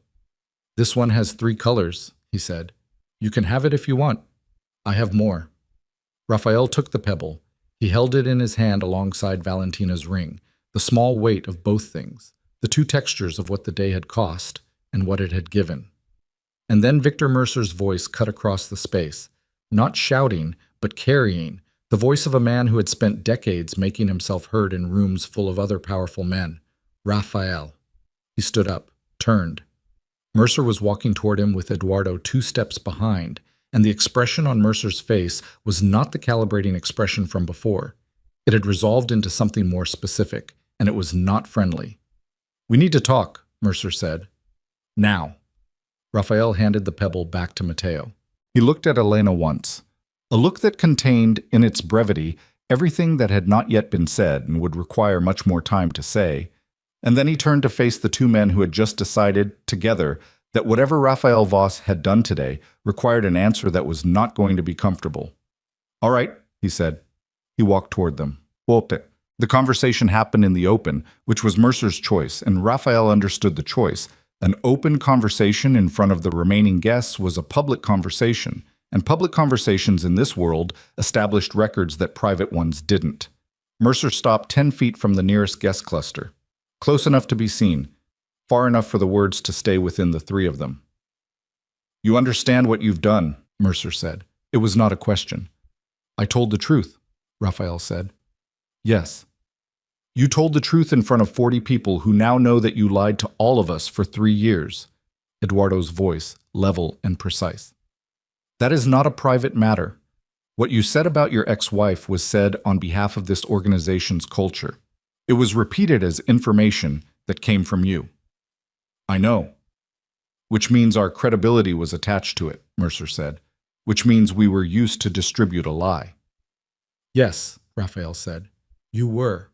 I'm sorry for that." The apology landed badly, not because it wasn't genuine, but because in their world apologies were not currency. They were concessions, and concessions changed the math of relationships permanently. "You're going to have trouble," Mercer said, "in the next weeks.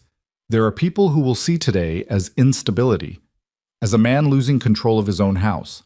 They will test that." "I know.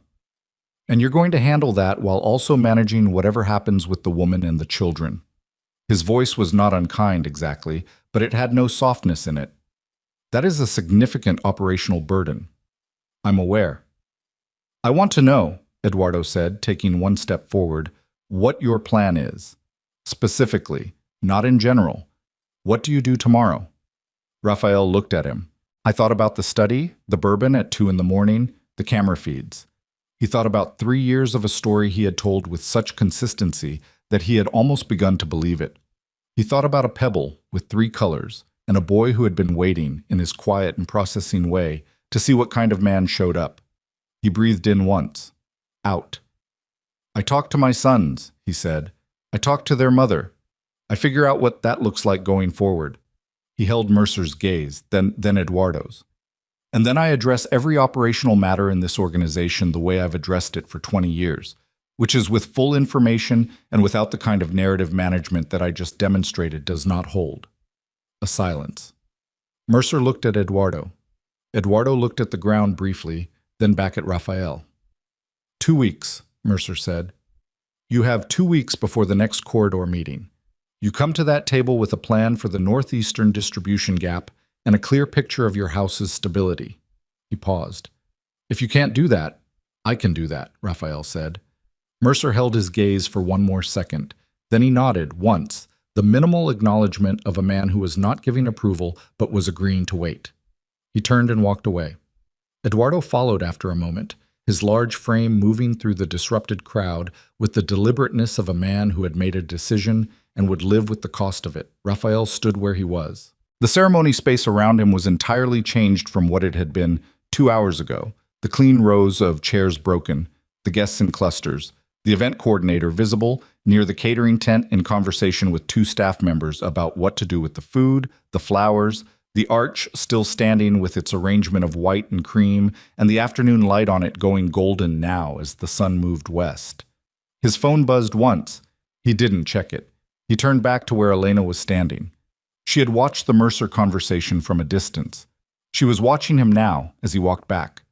The boys were around her. Matteo had returned to Pebble investigation. Luca had apparently made friends with one of the catering staff's children. Nico was standing beside his mother, very still. Damien fell into step beside Raphael as he crossed the space. They walked in silence for a moment. Then Damien said very quietly, "You okay?" "No," Raphael said. "That's probably right." "2 weeks," Raphael said. "Mercer gave me 2 weeks." "I heard." "I need your help with the corridor." Damien was quiet for a moment. "I'm not sure what I am to this organization anymore," he said. "After today." "You're the man who told the truth when I couldn't," Raphael said, "which makes you the most valuable person here." He didn't look at Damien when he said it. He kept walking. "If you'll stay." Damien said nothing. They reached Elena. She looked at both of them. At Damien first, with a nod that carried 3 years of complicated history in it, the acknowledgement of a man who had stayed silent and then, finally, hadn't. Then at Raphael. "The boys are hungry," she said. "It's past their dinner time." It was such a specifically ordinary thing to say, in the middle of everything, that Raphael felt something happen in his chest that was different from the tightness of the afternoon. Something that loosened, slightly, without his permission. "There's food," he said. "Inside, the catering, there's a full kitchen." Elena looked at him. She was assessing something. Not his operational capacity, not his authority, something smaller and more fundamental. The question of whether the man standing in front of her on the ruins of his most carefully designed day was someone she could trust to be in the same room as her sons without it costing them something. "Nico," she said, without taking her eyes off Raphael. "What do you think?" Nico looked at his mother, then at Raphael. The weighing process was visible in his small face. The same long, slow attention he brought to everything, that quality of not arriving at conclusions before the data was in. "I think he's trying," Nico said. Elena looked at Raphael for one more second. "All right," she said. "We'll eat inside." They moved toward the main house, Elena, the boys, Priya at the edge of the group, Damien a step behind. Raphael walked beside them, not ahead, not directing, not managing the movement, just alongside. And in the ceremony space behind them, the white arch stood in the golden afternoon light, the flowers still arranged on it, the chairs still mostly in their rows, the architecture of a day that had been designed to mean one thing and had become, in the end, something else entirely. And from the driveway, the sound of a car moving away. Steady, unhurried, the sound of a woman who had made her decision and was living in it. And then it was gone, and the estate was quiet, except for the voices of 3 boys moving toward the main house, and the sound of the last of the afternoon birds, and the particular silence of a world that was about to require something completely different from the man who ran it. Raphael reached the main house steps. He stopped for one moment and looked back, at the ceremony space, the arch, the chairs, the path this day had taken from what he had designed it to be. Then he turned and followed his sons inside. The kitchen of the Voss estate was designed for events, not for families. It was large enough for a catering staff of 20, with stainless steel surfaces and industrial equipment and lighting that was functional rather than warm. And it felt, when Elena walked into it with 3 hungry boys and a man who owned it, but had never used it for anything like this, like a stage set for a domestic scene that none of them had rehearsed. Luca immediately found the bread rolls that had been staged for the reception and declared them acceptable. Matteo wanted to know if there was anything with cheese. Nico sat on a stool at the prep counter and watched the catering staff. 2 of them had stayed, uncertain of their status in the collapsed event, move around each other with the quiet efficiency of people who were very deliberately not making eye contact with anyone who might give them instructions. Priya stood near the door with her arms crossed, and her expression the specific expression of a woman who had agreed to a thing and was seeing it through but was reserving judgment on whether it had been the right call. Raphael told the catering staff they could go. They went with visible relief. He found bread and cheese and cold cuts in the refrigerator. The kitchen was fully stocked for the reception that hadn't happened, and he put them on the counter without ceremony, without the performance of hospitality that he would have produced in any other context. He just put the food down. It was the most unmediated thing Elena had seen him do in 20 years of knowing him. The boys ate. Children had the gift of moving through complexity toward the immediate and concrete. And the immediate concrete thing was that it was past dinner time and they were hungry, and the counter had food on it, and that was sufficient. Matteo organized his plate with a specificity that was almost architectural.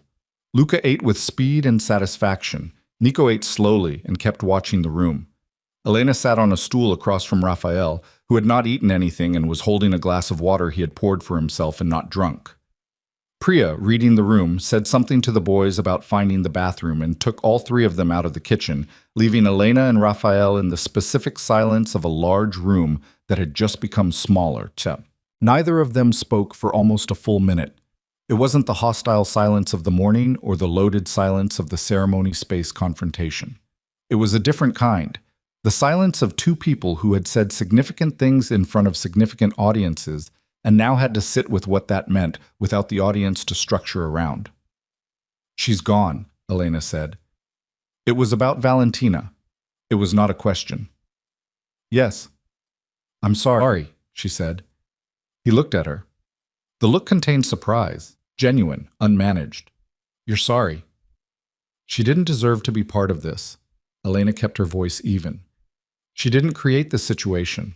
She walked into it not knowing what it was, and what happened to her today was a cost of your choices, but she's the one who paid it. She paused. "So yes, I'm sorry for her." Raphael set down the water glass. He looked at his hands on the counter. "She told me I was still in love with you," he said. The sentence arrived without warning, laid flat, no particular inflection to soften or harden it. Elena said nothing. "I told her that wasn't why I invited you." He didn't look up. "She asked me if I'd have told the truth on a day that wasn't already burning. I told her I didn't know." He moved his thumb against the edge of the counter, a slight unconscious motion. "That's the most honest thing I've said to anyone in a long time." "That you didn't know?" "That I couldn't tell the difference anymore between what I actually felt and what I had constructed to explain what I felt." He looked up. "I told a lie about you for 3 years. I told it so consistently that I had started using it as information. I had started making other decisions based on it, as if it were true. That's not—" He stopped, started again. "That's a specific kind of broken, to lie until you lose track of the original shape of the thing." Elena looked at him. She let what he'd said sit in the air without rushing to respond to it, which was something she had learned. The value of letting difficult things take up their full space before you decided what to do with them. "I know about that kind of broken," she said finally. "I spent a year after I left here trying to tell myself you had reasons, that there was context I didn't have, that the man I married wasn't capable of what you did." She paused. "I had to stop doing that before I could actually build anything. I had to let you be exactly what you'd been, without the explanation softening it. And what was I? You were a man who chose his pride over the truth and paid for it with someone else's life." She said it without anger. The anger had been there. It had been enormous, had taken up most of the first year, but it had burned down to something more structural, a fact rather than a fire. "That's what you were. That's what happened." Raphael absorbed this without deflection. She noticed that. 3 years ago, he would have found the counter-argument, would have managed the framing, would have moved the conversation onto terrain where he had more control. He didn't do any of that. He sat with what she'd said and let it be what it was. "Yes," he said. "And today you said the truth out loud," she said, "in front of those people, with everything it cost." She looked at him carefully.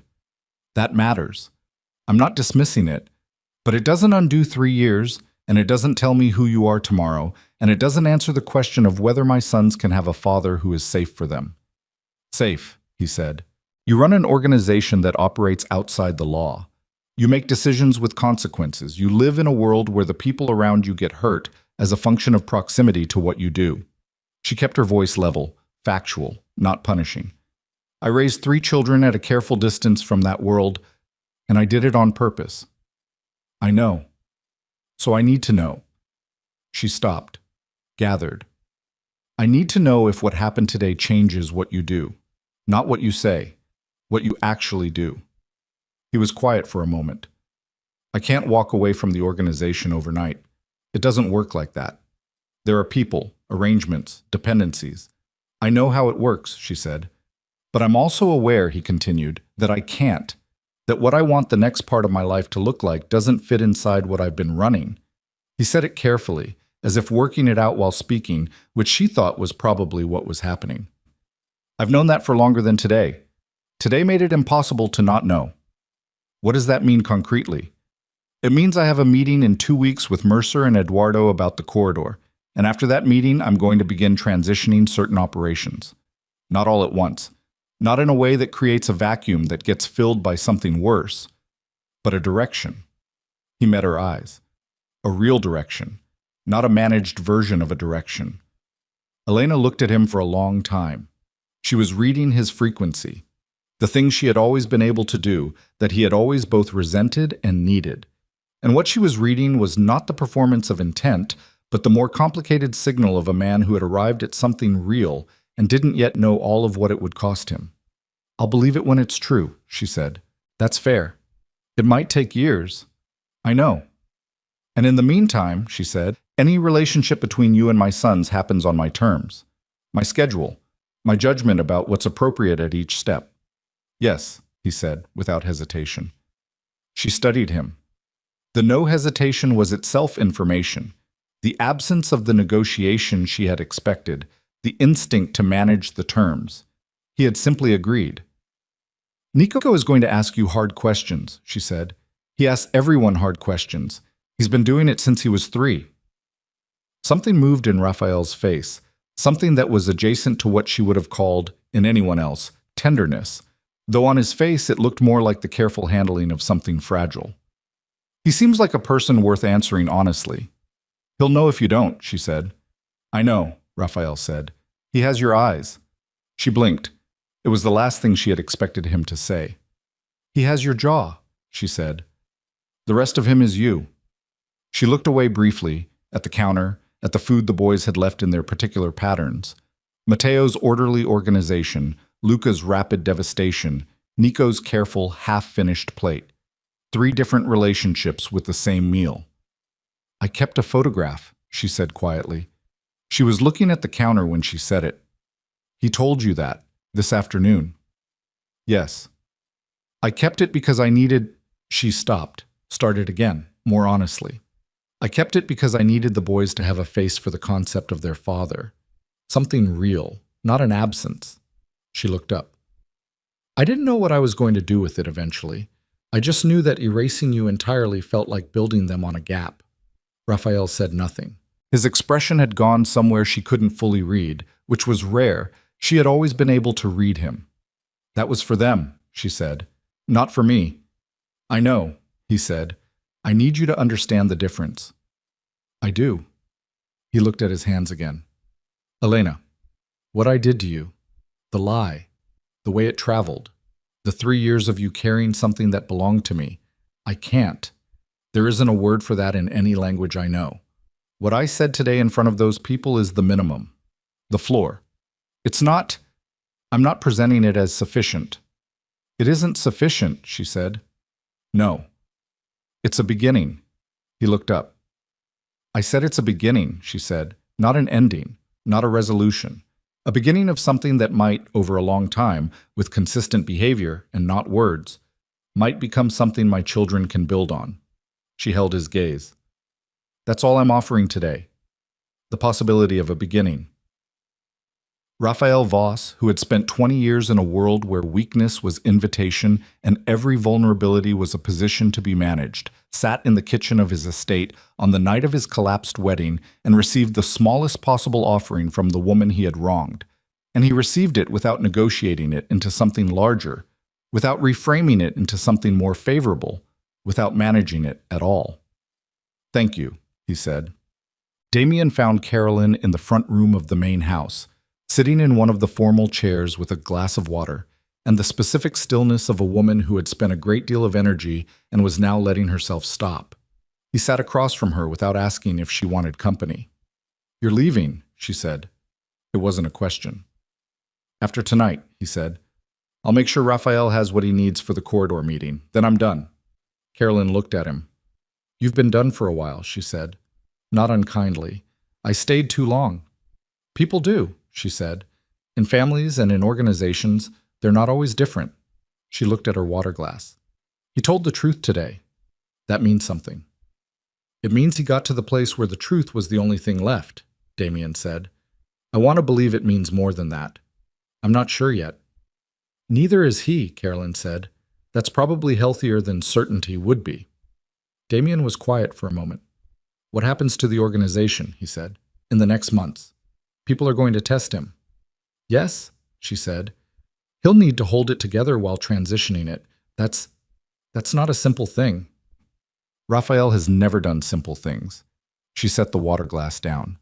He'll do it badly at first and then better. He's always been like that. He gets worse before he gets better, but he does get better. She looked at Damien directly. What about you? I have some money saved. I've been thinking about, there's a security consulting operation in Nashville. Legitimate. A man I know from before all this. He looked at his hands. I want to work at something I can describe to people. Carolyn nodded. Good, she said simply. I stayed too long, he said again. I know, she said. So did I, in different ways. She looked at the front room around them. The formal furniture, the art that had been in the family for generations. The architecture of a life built on foundations that had never been fully examined. Elena's children are going to grow up and want to understand their history, all of it. That's going to require honesty from everyone who was part of this. I'll be available, Damien said, if they need to know things, when they're old enough. That's the right answer. He stood up. He looked at her.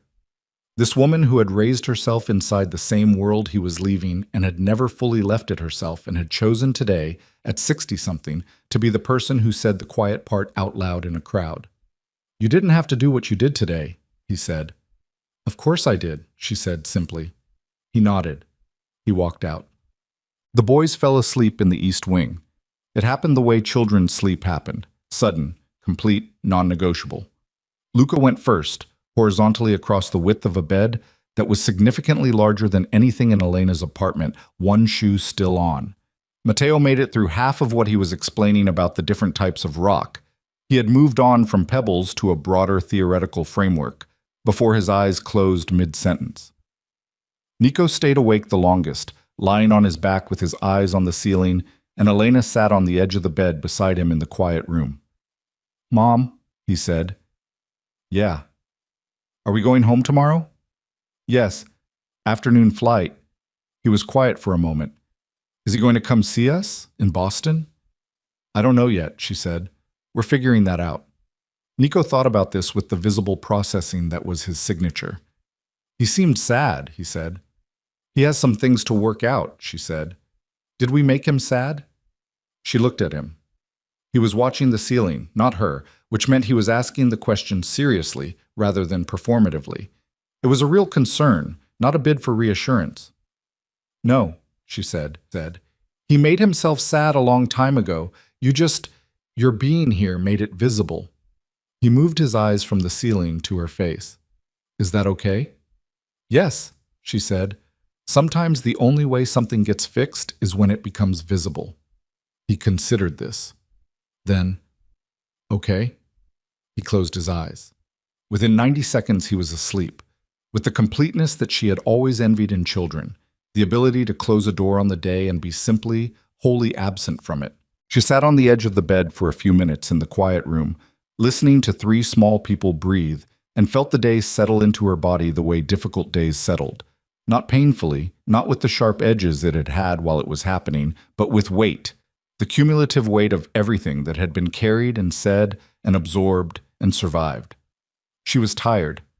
She was deeply, thoroughly tired in a way that went past the physical. But underneath the tired was something she hadn't expected to find at the end of this day. She felt lighter, not happy. That was too simple a word for what the day had been. Not healed, not resolved, but something that had been sitting on her chest for 3 years, a specific and constant pressure that she had learned to breathe around, had shifted. Not gone. Shifted. Like a stone that had been moved from the center of a path to the side of it, still present, still real, but no longer the thing she had to navigate around with every step. She stood up. She turned off the light. She walked out of the east wing and down the corridor and through the main house to the back terrace, which overlooked the grounds in the direction where, earlier today, a ceremony space had been assembled and then unmade by the truth. The chairs were still there in the darkness. The arch was still standing. The catering team had cleared the food, but not the furniture. That would be tomorrow's work, or the day after's. In the dark, with the grounds quiet and the lights of the estate throwing soft pools onto the lawn. The rows of empty chairs looked like something from a different story than the one that had happened here today. A story that had been planned and then replaced by a true one. Elena stood on the terrace and breathed the night air. She heard the door behind her open. She didn't turn around. Raphael came to stand beside her at the terrace railing. He didn't speak. He was looking at the same thing she was looking at, the empty ceremony space, the arch, the night settling over the estate. They stood like that for a while. A minute, maybe more. The kind of standing together that didn't require language, that was its own form of communication, the acknowledgement of proximity without the demand of anything more. "Your aunt," Elena said finally. "She stood beside me today, when you walked across the lawn." "I know," he said. "She told me. She's a good woman." "She's the best thing my family produced," he said without irony. "I've known that since I was 8. Another silence. Warmer than the silences of earlier, less weight in it. "Carolyn used to tell me," Elena said, "in the early years when she would talk about the family, she used to say that the Voss men built their strength out of stone and forgot to leave any windows." She paused. "I think I know what she meant now better than I did then." Raphael said nothing, but she heard him exhale slowly through his nose. "The boys," he said. "Tomorrow, before you go. I want, if they're willing, if you think it's appropriate, I'd like to spend some time with them. Not formally. I don't want it to be a managed thing. I just want to eat breakfast with them, if that's possible." Elena looked at the arch in the darkness. "Ask Nico," she said. "If he says yes, the others will follow. He's the one who decides. He's the one they trust," she said. "Even when he's 5. They've always been like that." A pause. "He'll probably ask you something difficult." "I know," Raphael said. "I'll answer honestly, even if the honest answer isn't good." "Especially then," he said. She looked at him for the first time since they'd come to the terrace. His profile in the dark, the line of his jaw, the stillness he carried that had always been the surface of something more turbulent underneath. She had married this face. She had watched it lie. She had watched it, today, find its way to something true. She did not trust it fully. She would not trust it fully for a long time.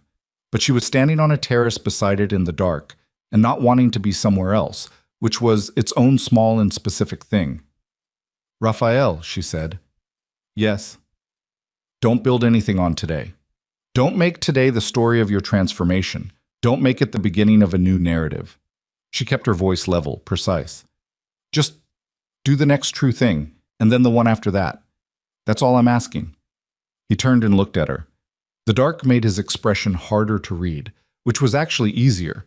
Without the full inventory of what was happening in his face, she could just hear his voice when he said, "All right." "Okay," she said. She went back inside. Breakfast happened. It was not cinematic. It was not the formal restoration of a family. It was Raphael Voss at a kitchen table at 8 in the morning with 3 5-year-old boys who had opinions about everything and no investment in making things comfortable for adults. And it was coffee that Priya made because she didn't trust Raphael's machine. And it was Matteo explaining the entire taxonomy of interesting rocks with a focus and detail that would have been exhausting if it hadn't been so completely itself. Nico asked Raphael 2 questions. The first was, "Why did you say those mean things about our mom?" Raphael looked at the boy across the table. He had prepared for this question. He had not prepared an answer that was adequate because there wasn't one. "Because I was ashamed of something," he said. "And instead of being honest about being ashamed, I put the blame somewhere else, on someone who didn't deserve it." He paused. "That was wrong. It was the worst thing I've done, and I'm sorry for it." Nico looked at him for a long moment with those measuring eyes. "Does Mom know you're sorry?" "I told her." "Did she believe you?" "I think she's waiting to see if my actions match my words." Nico absorbed this. Then he nodded, once, the small conclusive nod of a child who has decided to file the information and continue. "Okay," he said. The second question came 20 minutes later, while Luca was debating the merits of a second role, and Matteo had moved on to asking Raphael about the security cameras he'd noticed on the estate fence line. Nico looked up from his plate and said, "Are you going to keep being dangerous?" The kitchen went briefly quiet. Raphael looked at Nico. The directness of the question was without hostility. It was the same frequency of inquiry the boy brought to everything, the need to have accurate information about the world. Raphael understood, looking at him, that this was not a child who would accept a softened answer and would remember, specifically, if he received one. "Yes," Raphael said, "for a while. I'm going to work on changing that, but it won't be fast and it won't be simple, and I won't pretend it will be." "How long is a while?" "I don't know exactly." Nico thought about this. "Is Mom safe?" he said. "When she's here." "Yes," Raphael said. "That I can promise." Nico looked at him for one more second. Then he went back to his plate. "Okay," he said. Luca reached for the second roll. Matteo explained that some of the cameras appeared to be the motion-activated kind, which were, in his assessment, more sophisticated than the fixed-point type. Priya caught Elena's eye across the table and said nothing with her face, which said everything. The flight was at 2. Elena packed the boys into the SUV, Priya driving again, the same configuration as the arrival. Though the interior of the vehicle felt different, the air pressure of it changed. Matteo had a new pebble. Luca had eaten so much at breakfast that he was now philosophically opposed to movement. Nico was looking out the window at the estate grounds as they moved down the long drive. Raphael stood at the top of the front steps. He did not follow them to the car. He stood at the steps and watched the SUV prepare to move, and Elena looked at him through the passenger window. His figure, the estate behind him, the morning light on both. And she thought about a handwritten message on a cream envelope and a woman in Boston who had decided that invisible was no longer an option she was willing to be. And she thought about a 5-year-old boy asking about a photograph and a pebble with 3 colors and an arch standing in an empty field with its flowers still arranged. She raised her hand, a single gesture, not a wave exactly, more an acknowledgement. "I see you. I was here. This happened." He raised his in return. Priya drove.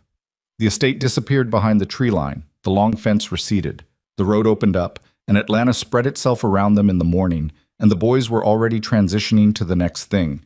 Matteo cataloging his geological acquisitions, Luca sleeping, Nico watching the city go past with his usual full inventory attention. Elena faced forward. She didn't think about what came next in any structured way. There would be a flight, and then Boston, and then her apartment and her practice, and the boys' school, and the ordinary continuous labor of a life she had built carefully, piece by piece, on ground she had cleared herself. There would be conversations with a lawyer about documentation. There would be Raphael, in whatever form that took over however long it took to take its form. There would be her sons asking more questions as they got older, harder questions, questions that would require more of her than today had. And today had required a great deal. There would be all of it. But right now, in the car, with the city going past and 3 boys in various states of motion and stillness around her, Elena Marquez sat in the passenger seat and felt for the first time in 3 years, like the ground she was standing on was entirely hers. Not because Raphael had been defeated, not because he had confessed in public, though he had, and it had mattered. Not because the lie had been exposed, though it had, and the exposure had moved something important, but because she had walked into that estate in a gold dress through the main gate on her own terms, and she had stood where she chose to stand, and she had let the truth take up its full space, and none of it, not the service gate protocol, not the handwritten message, not 3 years of carrying something that belonged to him, had made her into what he'd tried to make her. She was a doctor. She was a mother. She was the woman who had driven back into the hardest geography of her life and walked out of it knowing something she had suspected but needed to prove, that she was stronger than the story he had told about her. And that was enough.